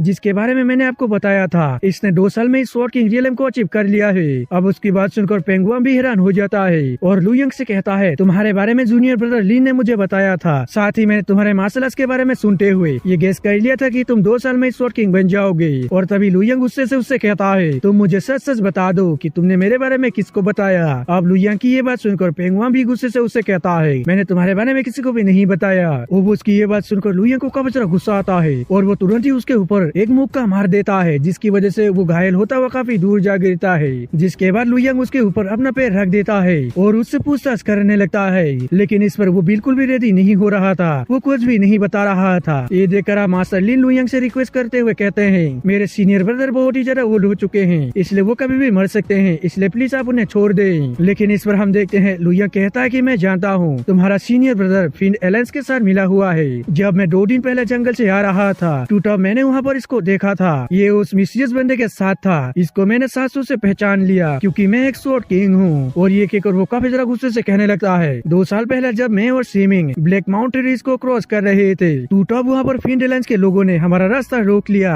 और सीमिंग ने मेरी जान बचाने के लिए वहाँ पर अपना सेक्रीफाइस दे दिया, तो इसलिए अब तुम मुझे जल्दी बताओ आखिर इसके बारे में उनको किसने बताया कि मैं वहाँ से गुजरने वाला हूँ। लेकिन हम देखते हैं इस पर पेंग वांग उसको कुछ भी नहीं बता रहा था, जो देखकर लुयांग को काफी जरा गुस्सा आ गया था, इसलिए उसने तुरंत ही कुछ स्पेशल सोच निकाल कर पेंग वांग के बॉडी के अंदर घुसाने लगता है, जिसकी वजह से उसको काफी ज्यादा तकलीफ होने लगती है। जो देखकर अब लुयांग उससे कहता है, अगर तुमने मुझे इसके बारे में बता दिया तो फिर तुम जिंदा रहोगे, लेकिन अगर तुम बताना नहीं चाहते हो तो फिर तुम इसी तरह से ही तरफ तरफ के मारे जाओगे। ओब लुयांग की ये सब बातें सुनकर पेंग वांग भी काफी जरा घबरा जाता है और वो उसको सब कुछ बताने के लिए रेडी हो जाता है।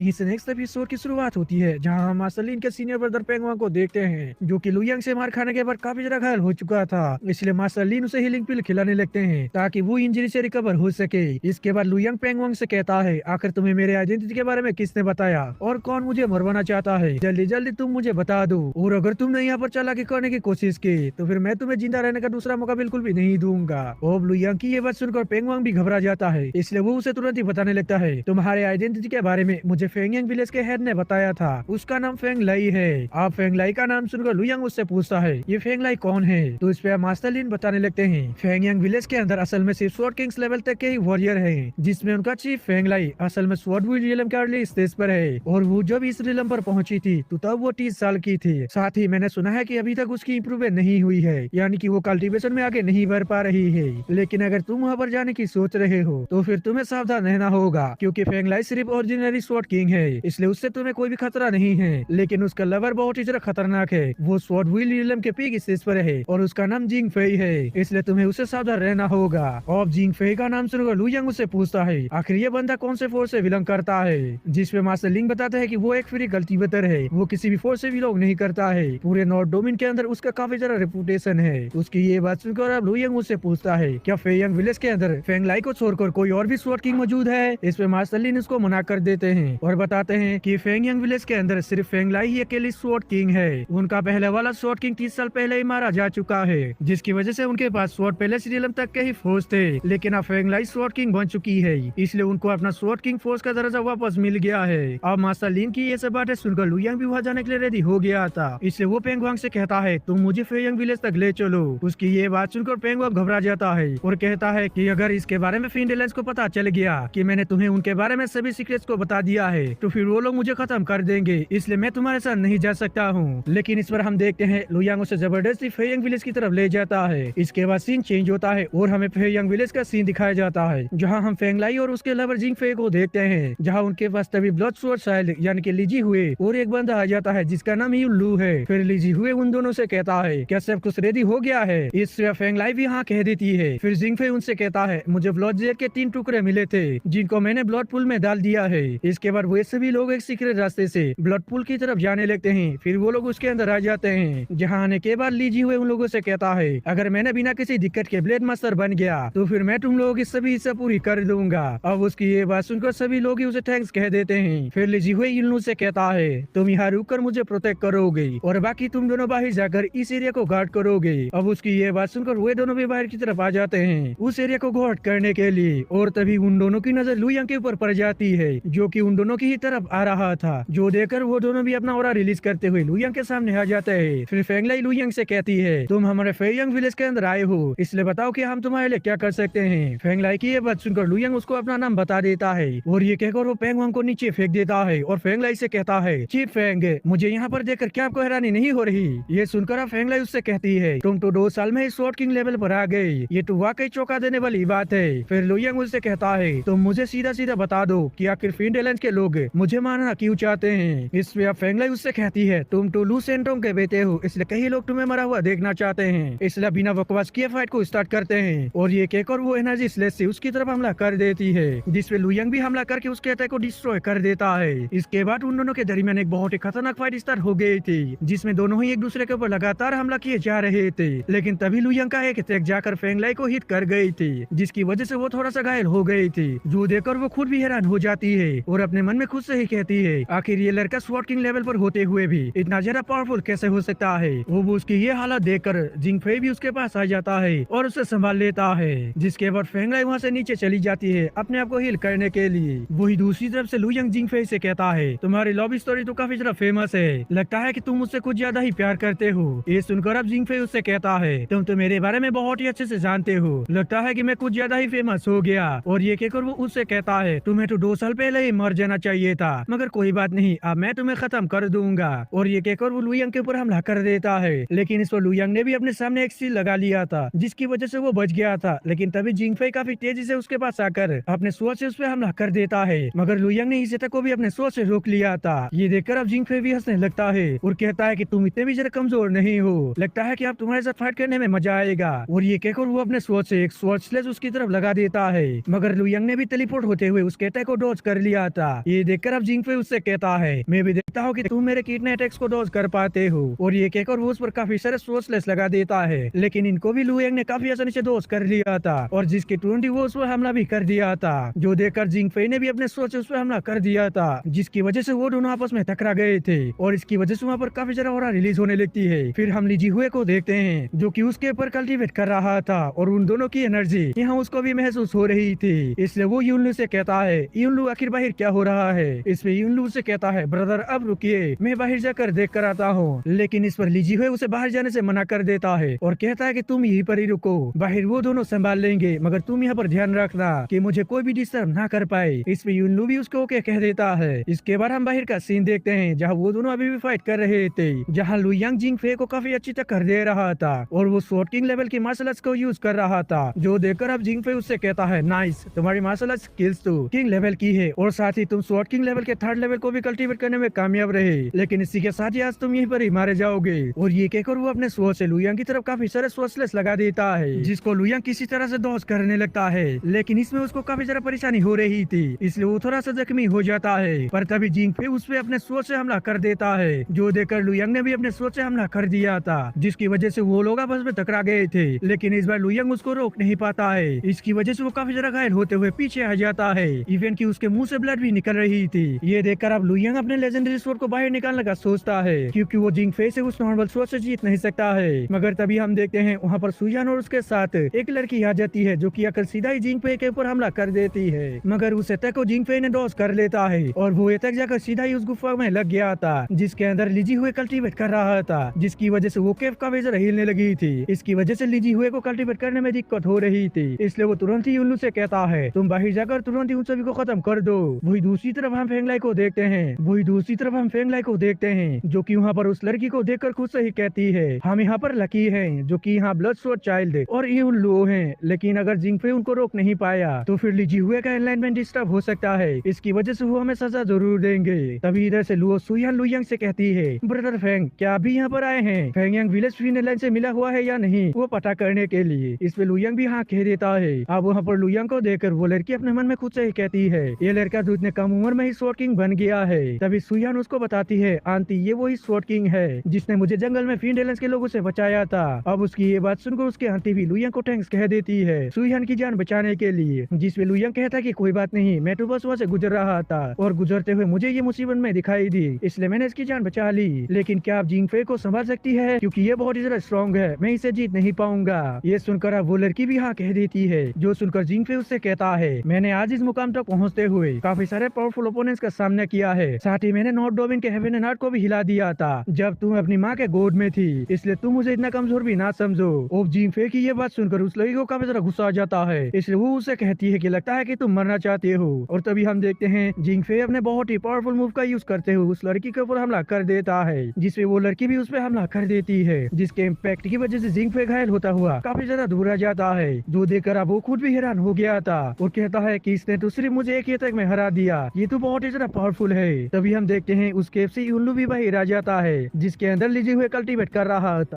नेक्स्ट एपिसोड की शुरुआत होती है जहाँ युनलू को देखकर लुओ फैमिली की वो स्वॉर्ड किंग है जिसका नाम लुओ ई है, वो उससे कहती है युनलू लगता है कि तुम भी फिनलैंड के साथ मिले हुए हो। इस पे अब युनलू उससे कहता है लुओ ई तुम तो लुओ फैमिली की स्वॉर्ड किंग हो, वाकई मानना पड़ेगा तुम्हारी आंखें तो काफी ज्यादा शार्प है, तुमने एक ही नजर में पता लगा लिया कि मैं भी फिनलैंड के साथ मिला हुआ हूँ, साथ ही मैंने काफी सालों से मार्शल आर्ट वर्ल्ड में भी नहीं आया था, लेकिन फिर भी तुम मुझे पहचानती हो कि मैं भी एक स्वॉर्ड किंग हूँ। और इसी के साथ ही मैं तुम्हें बता दूं अंडरवर्ल्ड के ब्लेड मास्टर्स के फैमिली के बीच में मैं एक खास बंदा हूँ। उसकी बात सुनकर लुओ ही गुस्से से कहती है मेरी लुओ फैमिली के अंदर से फिनलैंड के मेंबर कौन है जो कि सुयान को मरवाना चाहता है। वो उसकी ये बात सुनकर युनलू हंसते हुए उससे कहता है तुम इसके बारे में जानकर क्या करोगे, क्योंकि तुम सब अभी यहीं पर ही मरने वाले हो, इसलिए ज्यादा सवाल ना करो। और ये कहकर वो उसकी तरफ अपने स्वॉर्ड से एक्सलेस लगा देता है, जो देखकर लुओ ही ने भी अपने स्वॉर्ड से एक्सलेस लगा दिया था, जिसकी वजह से उन दोनों के अटैक्स आपस में टकरा कर डिस्ट्रॉय हो जाते हैं। ये देखकर अब युनलू अपने एक बहुत ही पावरफुल स्किल का यूज करने लगता है और उससे लुओ ई की तरफ हमला कर देता है, जो देखकर लुओ ई ने भी अपने सामने एक आइस की सेल बनाते हुए उस जेटा को रोकने की कोशिश करती है, लेकिन वो इसमें नाकाम हो गई थी। इसकी वजह से वो घायल होते हुए काफी ज्यादा पीछे आ गिरती है।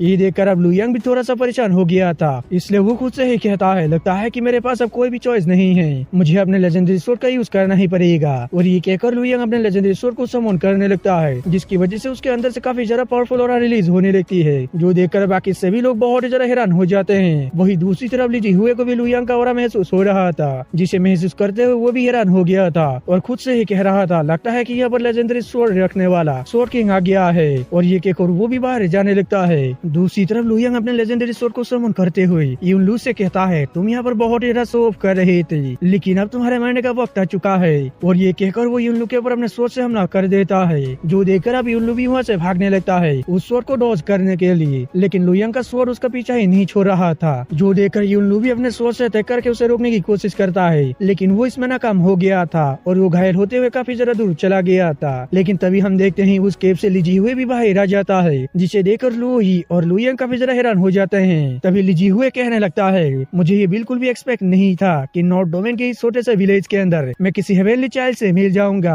और ये कहकर वो लुयंग से कहता है, कौन हो तुम, चुयान, लुटियन या फिर हुआ चोंग? उसकी ये बात सुनकर लुयंग कहता है, ना मैं हुआ चोंग हूँ, ना ही लुटियन और ना ही चुयान हूँ। क्या तुमने मुझे अभी तक नहीं पहचाना? खैर कोई बात नहीं, मैं ही तुम्हें बता देता हूँ। 2 साल पहले हम ब्लडी वेस्टलैंड में मिले थे, यानी कि डेविल मिस्ट फॉरेस्ट से हम दोनों मिले थे 2 साल पहले। अब उसकी ये बात सुनकर लीजी हुए भी थोड़ा सा हैरान हो जाता है और उससे कहता है कि क्या तुम वही बच्चे हो जो कि 2 साल पहले स्वॉर्ड बॉडी रियलम पर था? ये देखकर अब तो मैं भी बहुत ज्यादा हैरान हो गया हूँ कि तुम 2 साल में ही स्वॉर्ड किंग बन गए, यानी कि 2 साल के अंदर ही तुमने स्वॉर्ड रियलम को अचीव कर लिया। साथ ही तुम तो एक लेजेंडरी स्वॉर्ड को भी कैरी करते हो, जो देखकर मैं और भी जरा हैरान हो गया। परंतु कोई बात नहीं, पिछली बार तुम्हें जिन वुसोंग ने बचा लिया था, लेकिन अब मैं भी देखता हूँ कि तुम्हें कौन बचाता है। आज मैं तुम्हें खत्म कर दूंगा। और ये कहने के बाद हम देखते हैं वही दोनों ही अपने अपने लेजेंडरी स्वॉर्ड से एक दूसरे के ऊपर हमला कर देते हैं, जिसकी वजह से हमें उन दोनों के दरमियान एक काफी खतरनाक फाइट देखने को मिलती है, जिसमें दोनों ही एक दूसरे को बराबरी की टक्कर देते हुए एक दूसरे पे लगातार अटैक्स किए जा रहे थे। ये देखकर अब लीजी हुए भी अपने स्वॉर्ड को बुरा करने लगता है और लुयंग से कहता है, अब मैं तुम्हें दिखाता हूँ कि लेजेंडरी स्वॉर्ड का यूज कैसे करते हैं। और ये कहकर वो अपने लेजेंडरी स्वॉर्ड के ट्रू फॉर्म को एक्टिवेट करने लगता है, जिसकी वजह से उसकी स्वॉर्ड काफी जरा बड़ी हो गई थी। ये देखकर अब लुयंग का लेजेंडरी स्वॉर्ड भी खुद ही लुयंग के हाथों से जाकर लीजी हुए के लेजेंडरी स्वॉर्ड से फाइट करने लगती है, जो देखकर अब लीजी हुए हंसते हुए लुयंग से कहता है, अब तुम्हारे पास अपनी लेजेंडरी स्वॉर्ड नहीं है और उसके बिना तुम मुझसे कैसे लड़ पाओगे, इसलिए आज तुम मरने वाले हो। और ये कहकर वो उस पर हमला करने के लिए चला गया था, जो देखकर अब लुयंग भी अपने स्वॉर्ड बॉडी टेक्निक का यूज करने लगता है, जिसका नाम क्यूप्राइज स्वॉर्ड बॉडी टेक्निक है, जिसकी वजह से उसके आसपास एक बहुत ही पावरफुल शील्ड बन गई थी। लेकिन लीजी हुए का अटैक भी बहुत ही ज्यादा पावरफुल था, जिसकी वजह से लुयंग का शील्ड टूट गया था और इसके इम्पैक्ट की वजह से लुयंग काफी ज्यादा घायल हो गया था। पर तभी लीजी हुए अपने पावर से उस पर फिर से हमला कर देता है, लेकिन लुयंग ने भी उसको किसी तरह से डॉज कर लिया था, लेकिन वो बहुत ही ज्यादा घायल हो चुका था, इसलिए वो अपने घुटने पे आ जाता है। दूसरी तरफ वे दोनों लेजेंडरी स्वॉर्ड भी एक दूसरे से लड़ रहे थे, जिसकी वजह से वहाँ पर काफी ज्यादा एनर्जी रिलीज हो रही थी। और तभी लुयंग के आगे सुयान आ जाती है उसे प्रोटेक्ट करने के लिए, जो देखकर लुयंग उससे कहता है, तुम यहाँ से चली जाओ, ये बहुत ही ज्यादा स्ट्रॉन्ग है, तुम इसे रोक नहीं पाओगे।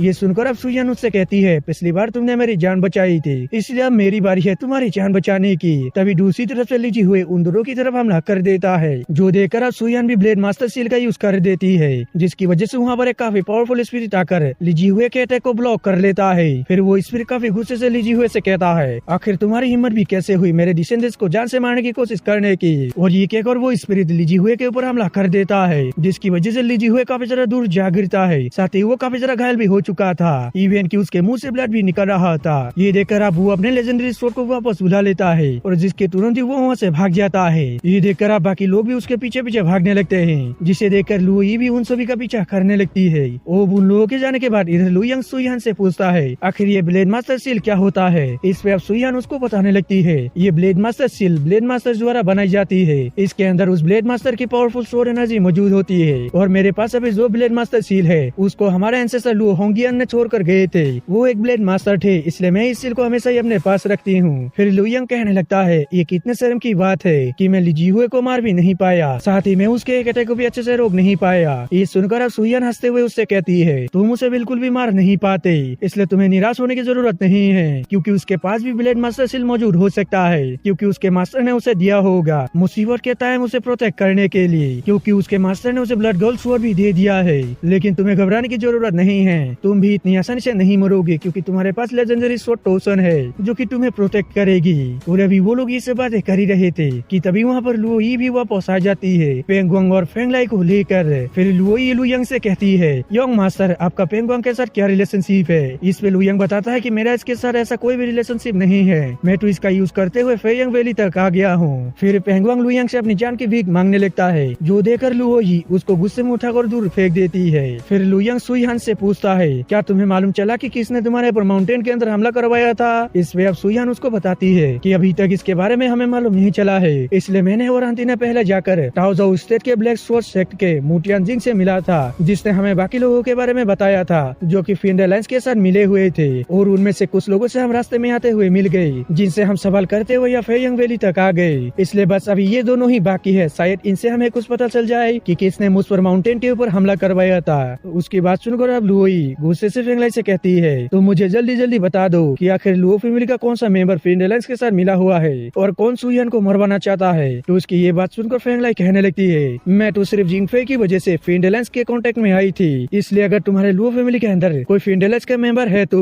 मुझे उसके बारे में मालूम नहीं है, क्योंकि उसका पोजीशन फिन एलायंस में काफी ज्यादा हाई हो सकता है। इसकी वजह से उसके बारे में जिंगफे को भी मालूम नहीं है, मगर उसके बारे में लीजी हुए और यूनलू को बिल्कुल मालूम है। ये सुनकर अब लुओ यू उससे कहती है, मुझे बिल्कुल भी अंदाजा नहीं हो रहा है कि तुम यहाँ पर झूठ बोल रही हो या फिर सच है, इसलिए तुम्हें मेरे साथ लुओ फैमिली चलना होगा। और ये कहकर वो लुयांग से पूछती है, यंग मास्टर फेंग आप यहाँ पर किस वजह से आए थे। और यहीं से नेक्स्ट एपिसोड की शुरुआत होती है, जहाँ लुओ यी की ये बात सुनकर लुयांग उसको बताता है, दरअसल मैं वेस्ट डोमेन के लुओ फैमिली से बिलोंग करता हूँ और मेरा नाम लुयांग है। पिछली बार मैंने सुयान को मेरे रियल आइडेंटिटी के बारे में नहीं बताया था और असल में मैं भी यहाँ पर इसके बारे में ही पता लगाने के लिए आया था, क्योंकि मुझ पर भी फिन एलायंस के लोगों ने 2 साल पहले हमला किया था। इसलिए फेंगलाई तुम मुझे बताओ कि आखिर मुझे कौन मरवाना चाहता है। उसकी ये बात सुनकर फेंगलाई उसको बताती है, तुम्हें मारने के लिए वेस्ट डोमेन के लू फैमिली से ऑर्डर आया था और इसके बारे में मुझे बस इतना ही मालूम है, लेकिन इसके बारे में लिजी हुए और इन लोगों को ज्यादा मालूम हो सकता है। मगर मैं इतना श्योर हूँ कि तुम्हारे फैमिली के कुछ मेंबर्स ये नहीं चाहते कि तुम घर वापस लो। तो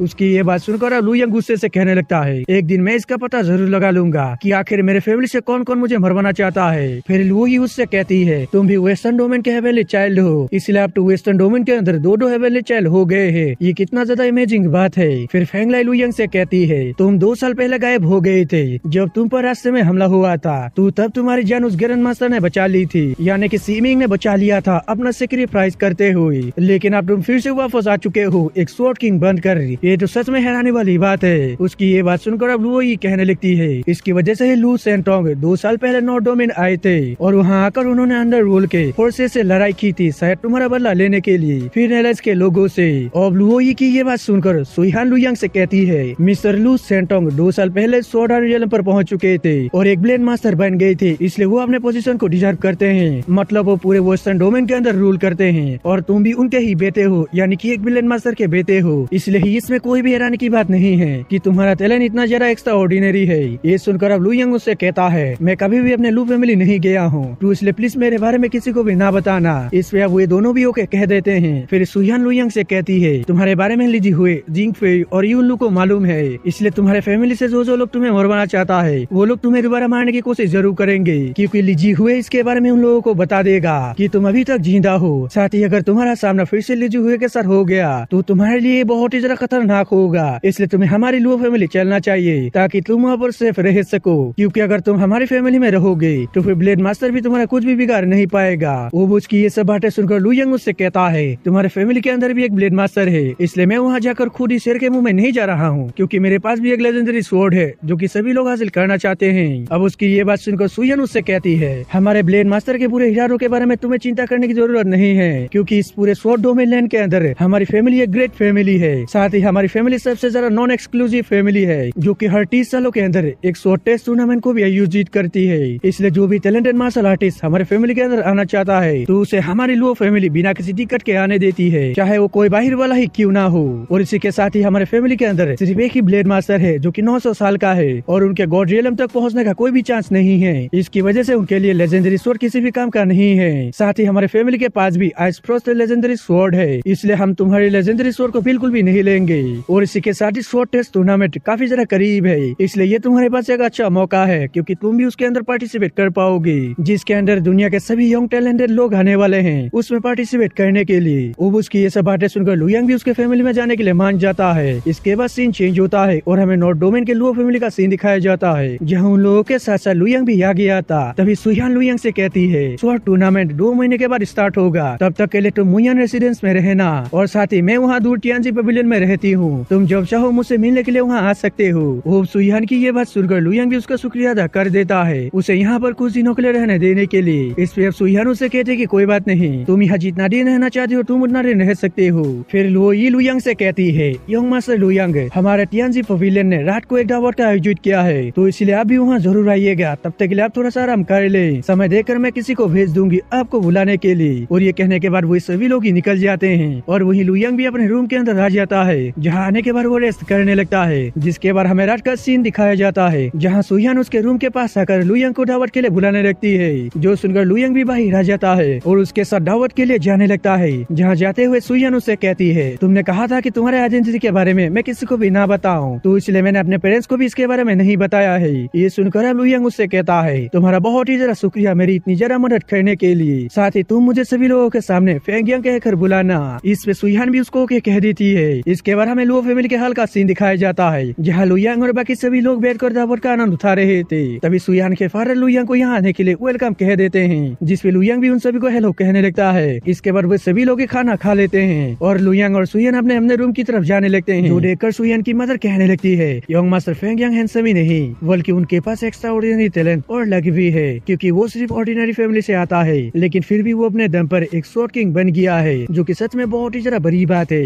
ये सुनकर अब सुयान के फादर कहने लगते हैं, तुम बिल्कुल ठीक कह रही हो, वो किसी भी ब्लेड मास्टर की फैमिली से बिलोंग नहीं करता है, इसलिए वो हमारी लो फैमिली को ज्वाइन कर सकता है। और बाकी सभी हेवेनली चाइल्ड्स की तरह इसके अंदर भी ब्लेड मास्टर बनने का पोटेंशियल है, और एक फैमिली के लिए एक ब्लेड मास्टर ही काफी है उसको 1000 सालों तक पीस में रखने के लिए। उसकी बात सुनकर अब मदर कहने लगती है, आप बिल्कुल ठीक कह रहे हो, अगर वो हमारी लो फैमिली को ज्वाइन कर लेता है तो फिर वो हमारे सुयान के लिए बिल्कुल परफेक्ट होगा। इसके बाद सीन चेंज होता है और हमें अगले दिन का सीन दिखाया जाता है, जहाँ लुयांग अपने लेजेंडरी स्वॉर्ड के साथ प्रैक्टिस कर रहा होता है, और तभी वहाँ पर सुयान भी उसके पास आ जाती है, जो उसको प्रैक्टिस करता हुआ देखकर उससे कहती है, तुम्हारी मार्शल आर्ट्स स्किल्स और यूनिक स्वॉर्ड स्किल्स लू फैमिली का है, जिसका इस्तेमाल करने पर लोग तुम्हें पहचान सकते हैं। और ये कहकर वो उसको एक स्वॉर्ड स्किल की बुक दे देती है, जिसका नाम 9 स्वॉर्ड ऑफ स्टार्स टेक्निक है। फिर सुयान उसको बताती है, ये स्किल पूरे नॉर्थ डोमेन के अंदर फेमस है, जो कि एक स्वॉर्ड किंग लेवल की टेक्निक है। अगर तुम इस टेक्निक का यहाँ पर यूज करोगी तो लोग तुम्हारे बैकग्राउंड के बारे में पता नहीं लगा पाएंगे, साथ ही इसको काफी पावरफुल लोग भी यूज करते हैं। ये सुनकर लुयांग उस टेक्निक को देखने लगता है, जिसे देखकर मालूम चलता है कि ये स्वॉर्ड टेक्निक तो उसके फ्लाइंग रेनबो स्वॉर्ड स्किल से भी एडवांस स्किल है। फिर सुयान उसको बताती है, बहुत लोग इस टेक्निक के बारे में जानते हैं, लेकिन कुछ लोग ही इस टेक्निक को पूरी तरह से मास्टर कर पाए हैं, इसलिए ये स्किल तुम्हारे लिए स्वॉर्ड टूर्नामेंट में यूज करने के लिए काफी है। और ये कहकर वो लुयांग को काफी ज्यादा सैड होते हुए बताती है कि आज के बाद मैं तुमसे काफी दिनों के लिए मिल नहीं पाऊंगी, क्योंकि मेरी स्वॉर्ड रियलम पर ब्रेक थ्रू होने का समय आ गया है, जिसको मैं सेंस कर पा रही हूँ, इसलिए मैं कल्टीवेशन करने के लिए सेकुलेशन में जा रही हूँ। इस सुनकर अब लुयांग भी ओके कह देता है और कहता है कि तुम सक्सेसफुली स्वॉर्ड किंग बन जाना, यही मेरा होप है। जिसके बाद सुयांग वहाँ से जाने लगती है, जो देखकर लुयांग अपने मन में खुद से ही कहता है, न जाने क्यों मुझे उसके जाने से इतना ज्यादा अकेला फील हो रहा है। मैं उसे कभी भी जाने देना नहीं चाहता हूँ, उसे हमेशा ही अपने पास रखना चाहता हूँ, मगर ऐसा बिल्कुल भी हो नहीं सकता है। इसके बाद हमें 1 महीने बाद का सीन दिखाया जाता है, जहाँ हम देखते हैं कि सुयान का ब्रेक थ्रू हो रहा था, जिसकी वजह से वहाँ पर काफी ज्यादा ऑरा रिलीज हो रही थी, जो देखकर अब लुयांग खुद से ही कहता है, लगता है कि सुयान ने सक्सेसफुली ब्रेक थ्रू कर लिया है। और ब्रेक थ्रू करने के बाद सुयान अपने फैमिली के ब्लेड मास्टर के पास आती है, जिसका नाम होंगियान है। फिर ब्लेड मास्टर होंगियान उससे कहने लगते हैं, तुम अब एक स्वॉर्ड किंग बन गई हो, इसलिए अब तुम हमारे एंसेस्टर्स के दिए गए सुप्रीम मार्शल आर्ट्स का प्रैक्टिस कर सकती हो। और ये कहकर वो सुयान को 3 सुप्रीम मार्शल आर्ट्स स्किल्स दे देते हैं और कहते हैं कि तुम इनको काफी मेहनत से प्रैक्टिस करना। साथ ही मुझे मालूम नहीं है कि मैं और कितने सालों तक जिंदा रहने वाला हूँ, इसलिए मेरे मरने से पहले तुम स्वॉर्ड आर्ट रियलम पर पहुंच जाओ और एक ब्लेड मास्टर बन के लू फैमिली को प्रोटेक्ट करो, इसलिए तुम्हें बहुत ही ज्यादा मेहनत करना होगा। अब उनकी ये सब बातें सुनकर सुयान उनसे कहती है, एंसेस्टर फिक्र न करे, अब जरूर बहुत ही सालों तक जिंदा रहेंगे। ये सुनकर अब ब्लेड मास्टर होंगियान उसको बताते हैं कि एक ब्लेड मास्टर सिर्फ 1000 साल तक ही जिंदा रह सकता है, इसलिए अब लू फैमिली की सारी जिम्मेदारी तुम्हारे कंधों पर।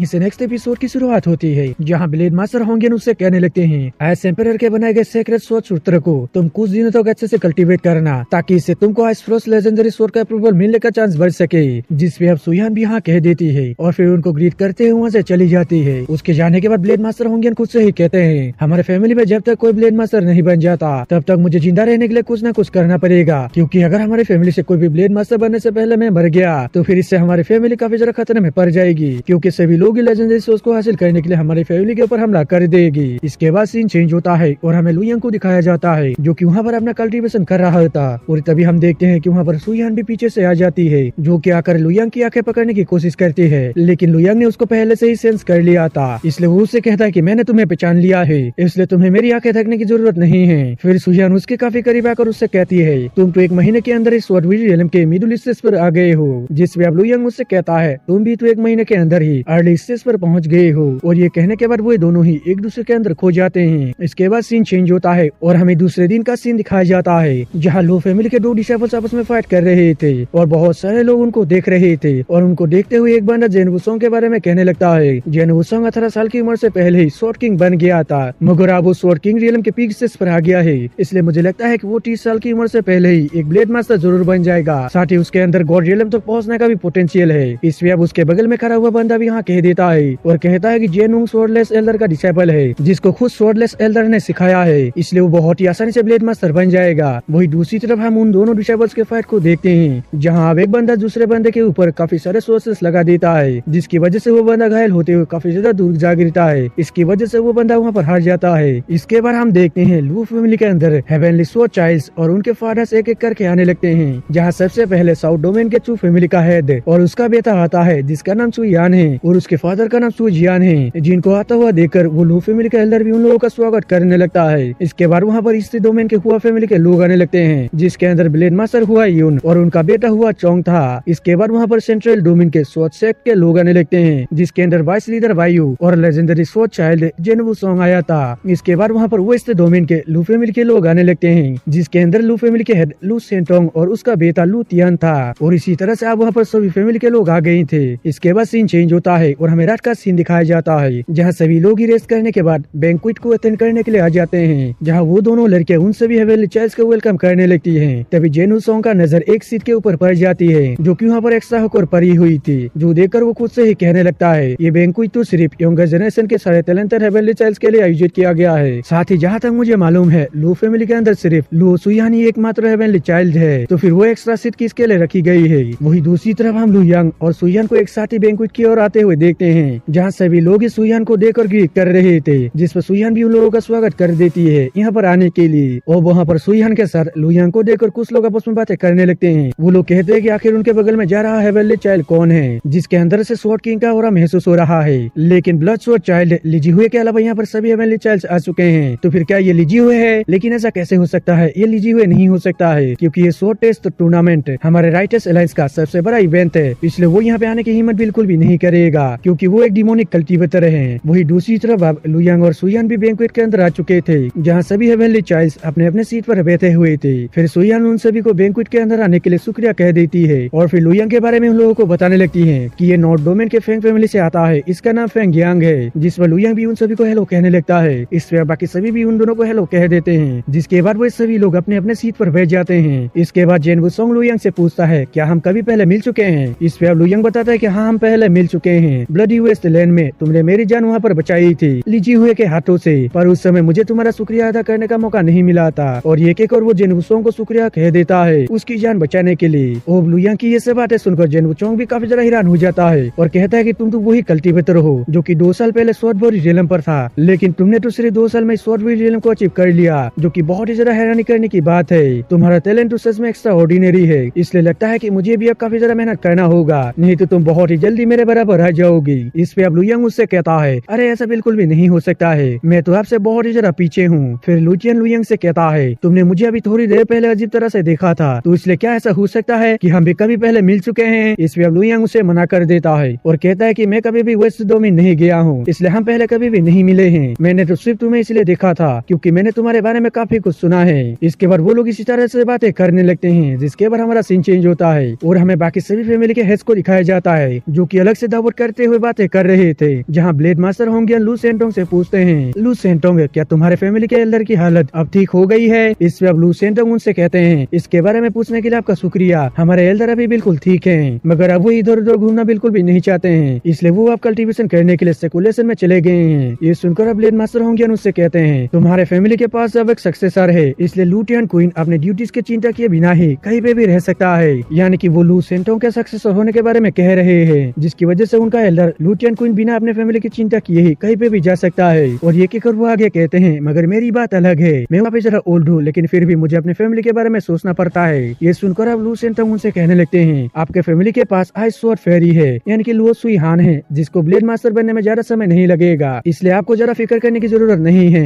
ये सुनकर अब ब्लेड मास्टर होंगे कहने लगते हैं जब तक सुयान ब्लेड मास्टर बन जाएगी तब तक शायद मैं जिंदा ही ना रहूं। फिर ब्लेड मास्टर हुआ उनसे कहने लगते हैं 1000 साल का जीवन काल स्वॉर्ड गॉड रियलम से तुलना किया नहीं जा सकता है, जो कि इटर्नल लाइफ में एसेंड हो जाते हैं, यानी कि अनंत काल के जीवन में अंतर हो जाते हैं। लेकिन अगर 1000 साल को बाकी मार्शल कल्टीवेटर्स के साथ तुलना की जाए तो फिर पहले से ही ये समय बहुत ही ज्यादा लंबा होता है। इसलिए ब्रदर होंगियन अब टेंशन ना ले, आपके लुओ फैमिली के पास अभी भी एक ब्लेड मास्टर का बीज है, यानी कि वो सुयान के बारे में कह रहे हैं। ये सुनकर अब ब्लेड मास्टर होंगियन कहने लगते हैं स्वॉर्ड गॉड रियलम पर पहुंचना ये कोई ऐसी चीज नहीं है जिसके बारे में हम सोच भी सकते हैं, इवन कि इसके बारे में स्वॉर्डलेस एल्डर भी सिर्फ सोच ही सकते हैं, इसे कर बिल्कुल भी नहीं सकते हैं। और साथ ही 1000 साल का जीवन काल मेरे लिए एक ब्लेसिंग थी, जिसकी वजह से मैं इतने साल तक जी पाया। फिर स्वॉर्ड सेक्ट का एल्डर बायू कहने लगते हैं, हमारे सेक्ट लीडर भी इस बात को लेकर हमेशा ही चिंता में रहते हैं कि उनके पास जीवित रहने के लिए सिर्फ 1000 साल का समय ही बचा हुआ है। साथ ही उनकी स्वॉर्ड गॉड रियलम पर पहुंचने की भी कोई भी उम्मीद नहीं है, लेकिन फिर भी वो स्वॉर्ड गॉड बनने में लगे हुए हैं। और इसी के साथ ही अगर वो यहाँ पर आ जाते तो फिर इसके बारे में बात करने के लिए आप दोनों के पास काफी ज्यादा सवाल होते हैं। और यहीं से नेक्स्ट एपिसोड की शुरुआत होती है, जहाँ एल्डर बायू की ये बात सुनकर ब्लेड मास्टर होंगियन कहने लगते हैं, अगर स्वॉर्डलेस एल्डर उस वक्त जन्म ना लेकर अगर इस वक्त जन्म लेते तो फिर उनका टैलेंट जेन वुसंग से बिल्कुल भी कम नहीं होता, जिसकी वजह से वो स्वॉर्ड गॉड रियलम को भी अचीव कर सकते थे। और उनकी ये बात सुनकर ब्लेड मास्टर हुआयुन कहने लगते हैं, तुम बिल्कुल ठीक कह रहे हो, स्वॉर्डलेस एल्डर 25 की उम्र के अंदर ही ब्लेड मास्टर बन गए थे। साथ ही उन्होंने 100 साल के अंदर ही स्वॉर्ड आर्ट रियलम के पीक स्टेज को भी अचीव कर लिया, इसलिए वो बस अब एक कदम की ही दूरी में है स्वॉर्ड गॉड रियलम पर पहुंचने के लिए। इसलिए उनका टैलेंट भी आज के जेनरेशन के बच्चों से बिल्कुल भी कम नहीं है। अब उसकी ये बात सुनकर ब्लेड मास्टर होंग्युन कहने लगते हैं, तुम बिल्कुल ठीक कह रहे हो, वो अपने कल्टीवेशन में काफी ज्यादा मेहनत करता है, इसकी वजह से पूरी दुनिया में उसने अपना काफी ज्यादा इज्जत बना लिया है, मगर इसके बावजूद भी उसका गॉड रियलम तक पहुंचने का कोई भी चांस नहीं है। ये सुनकर अब एल्डर बायू कहने लगते हैं, हमारे सेक्ट लीडर जानते हैं कि उनका गॉड रियलम तक पहुंचने का कोई भी उम्मीद नहीं है, इसकी वजह से उन्होंने खुद को काफी सालों के लिए सेक्रेट कर लिया है। साथ ही हमारे पास जेन वुसंग जैसा टैलेंट है, जिसकी वजह से उन्होंने उसका ट्रेनिंग करवाने के लिए खुद को उसके हवाले कर दिया, और स्वॉर्डलेस एल्डर को भी उससे काफी ज्यादा उम्मीदें हैं। इसलिए अगर जेन वुसंग उनकी उम्मीदों पर खरा उतरता है तो इसकी वजह से हमारे सेक्ट लीडर को अपने आप पर बिल्कुल भी रिग्रेट नहीं होगा। ये सुनकर अब लू सेंटोंग कहने लगते हैं, वाकई जेन वुसंग का टैलेंट काबिल तारीफ है, वो उनकी उम्मीदों पर जरूर खरा उतरेगा।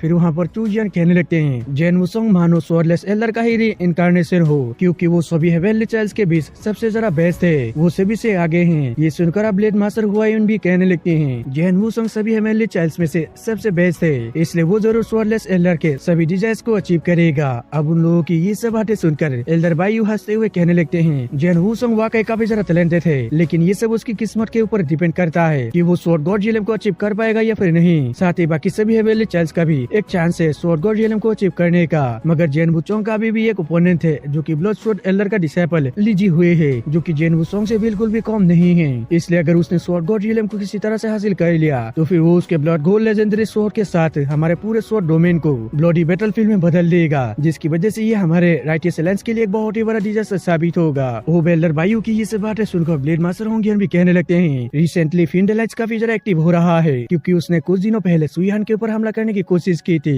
अब उनकी ये बात सुनकर ब्लेड मास्टर हुआयुन को काफी ज्यादा गुस्सा आता है, इसलिए वो कहते कि क्या आखिर उनकी इतनी जरा हिम्मत कैसे हो गई, क्या वो लोग पिछली बार की मार भूल गए हैं जब स्वॉर्डलेस एल्डर ने उन सभी को दौड़ा दौड़ा कर मारे थे, इसकी वजह से वो लोग एक जगह से दूसरी जगह भाग गई थी, लेकिन अब उनकी फिर से वापस आने की हिम्मत कैसे हो गई। ये सुनकर अब ब्लेड मास्टर होंगियन बताते हैं कि सुईहान ने मुझे बताया था कि उसने लीजी हुए को फिंडलेंस के लोगों के साथ देखा था, इसलिए मुझे डर है कि कहीं ब्लड स्वॉर्ड एल्डर फिंडलेंस को सपोर्ट ना कर रहा हो, या फिर शायद ऐसा भी हो सकता है कि वही फिंडलेंस का लीडर हो, नहीं तो फिंडलेंस की यहाँ पर वापस आने की इतनी हिम्मत नहीं हो सकती थी। और फिंडलेंस का नाम सुनकर लू सेंटोंग को भी काफी ज्यादा गुस्सा आता है, इसलिए वो कहते हैं कि चूंकि फिंडलेंस की बात हो रही है तो हम सभी 5 ग्रेट फैमिलीज को एक साथ हाथ मिला लेनी चाहिए, और जैसे ही हमें उनके बारे में कुछ पता चलेगा तो हम उसी दिन ही उन लोगों को एक साथ ही निपटा देंगे। और इसी के साथ ही सेंट्रल डोमेन के पास 3 लेजेंडरी स्वॉर्ड्स है, साथ ही हमारे 4 फैमिलीज के पास भी एक लेजेंडरी स्वॉर्ड मौजूद है, इसलिए यहाँ पर ये मैटर नहीं करता है कि ब्लड स्वॉर्ड एल्डर कितना ज्यादा पावरफुल है, क्योंकि उसके पास सिर्फ एक ही लेजेंडरी स्वॉर्ड है, लेकिन हमारे पास काफी सारे लेजेंडरी स्वॉर्ड्स है, तो इसलिए हम भी देखते हैं कि वो कितने सारे लेजेंडरी स्वॉर्ड्स का मुकाबला कर पाता है। इस पे बाकी तीनों मास्टर भी हाँ कह देते हैं। ये देखकर आप एल्डर बायू उनसे कहने लगते हैं, आप लोगों को ब्लड स्वॉर्ड एल्डर के बारे में परेशान होने की जरूरत नहीं है, क्योंकि हमारे सेक्ट लीडर ने कहा था कि जब तक वो यहाँ पर जिंदा रहेंगे तब तक ब्लड स्वॉर्ड एल्डर उनसे डरते रहेंगे, लेकिन अगर किसी वजह से वो यहाँ पर अपने आप को दिखाने की कोशिश करेगा तो फिर हमारे सेक्ट लीडर सर्कुलेशन से बाहर आके अपने लेजेंडरी स्वॉर्ड को ले लेंगे, जिसके बाद वो इस दुनिया से सभी एबल्स को खत्म कर देंगे।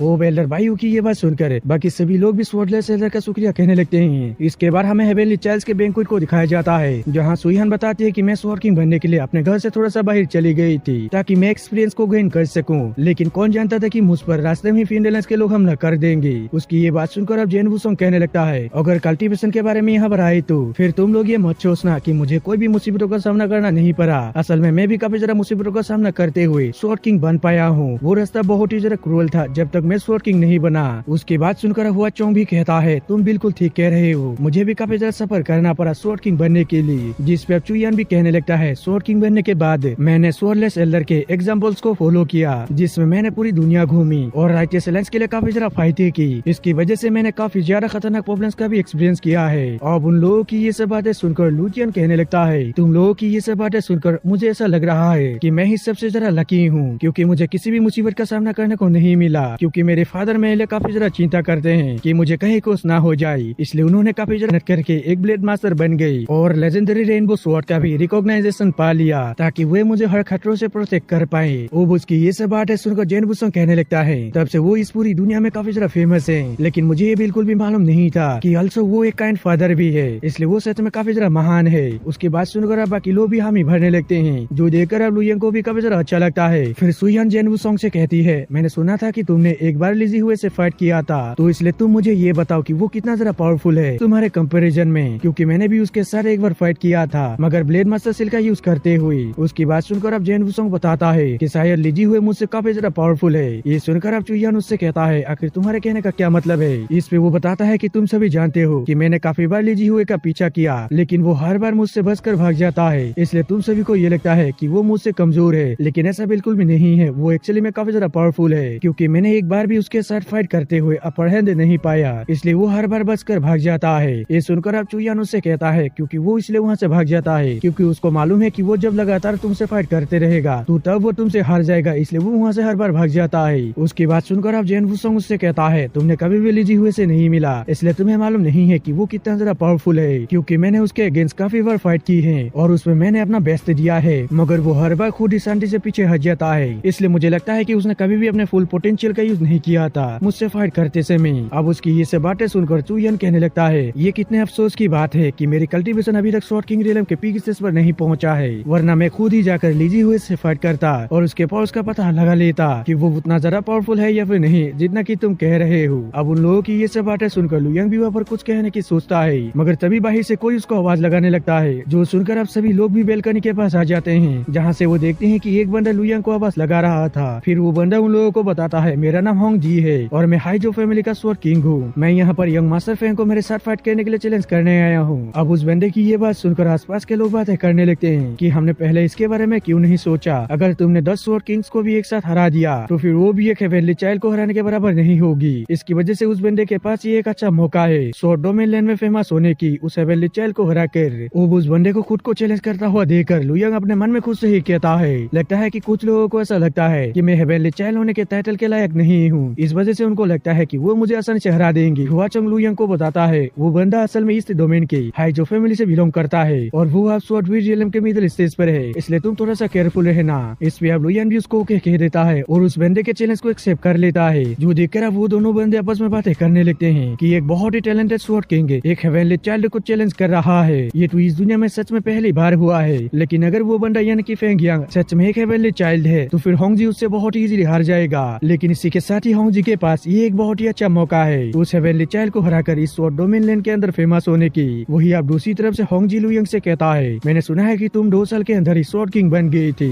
जो मैं देख भी पा रहा हूँ, और ये देखकर मैं ये इजीली बता सकता हूँ कि तुमने किसी खास तरह की ट्रेजर का यूज किया है अपने आप को जल्दी से ब्रेक थ्रू करके स्वॉर्ड किंग रियल पर पहुँचाने के लिए। इसलिए तुम मुझे चुपचाप बता दो कि आखिर तुमने किस तरह की खास ट्रेजर का यूज किया है। अब उसकी ये बात सुनकर लुयंग कोल्ड टून में उससे कहता है, इतना ज्यादा बकवास करके टाइम को वेस्ट करने की जरूरत नहीं है, जल्दी से हम फाइट को स्टार्ट करते हैं। ये सुनकर अब होंग जी भी डेविल स्माइल करते हुए उससे कहता है, क्योंकि तुम्हें हारने की बहुत ही ज्यादा जल्दी हो रही है, इसलिए मैं भी तुम्हारी इस ख्वाहिश को जल्दी पूरा कर देता हूँ। और ये कहकर वो अपने स्वॉर्ड को बाहर निकाल लेता है, जो देखकर अब लुयंग भी अपने नॉर्मल स्वॉर्ड को तुरंत ही बाहर निकाल लेता है और जिसके तुरंत ही वो उसके ऊपर एक स्वॉर्ड स्लेस लगा देता है, जो देखकर होंग जी ने भी जंप करते हुए उसके अटैक को डॉज कर लिया था और जिसके तुरंत ही वो अपने स्वॉर्ड से लुयंग के ऊपर हमला कर देता है, जो देखकर लुयंग ने भी अपने स्वॉर्ड को आगे कर दिया था, जिसकी वजह से वो दोनों आपस में टकरा गए थे और उसकी वजह से वहाँ पर एक काफी बड़ा एनर्जी का ब्लास्ट होता है, जो देखकर जेन वुसंग कहने लगता है, इस मैच को यंग मास्टर फेंग ही जीतने वाले हैं, क्योंकि होंग जी उनको छू भी नहीं पा रहा है। फिर वहाँ पर चुयान कहने लगता है, यंग मास्टर फेंग की पावर्स देखकर मैं यहाँ पर कह सकता हूँ कि वो बिल्कुल भी लकी नहीं थे,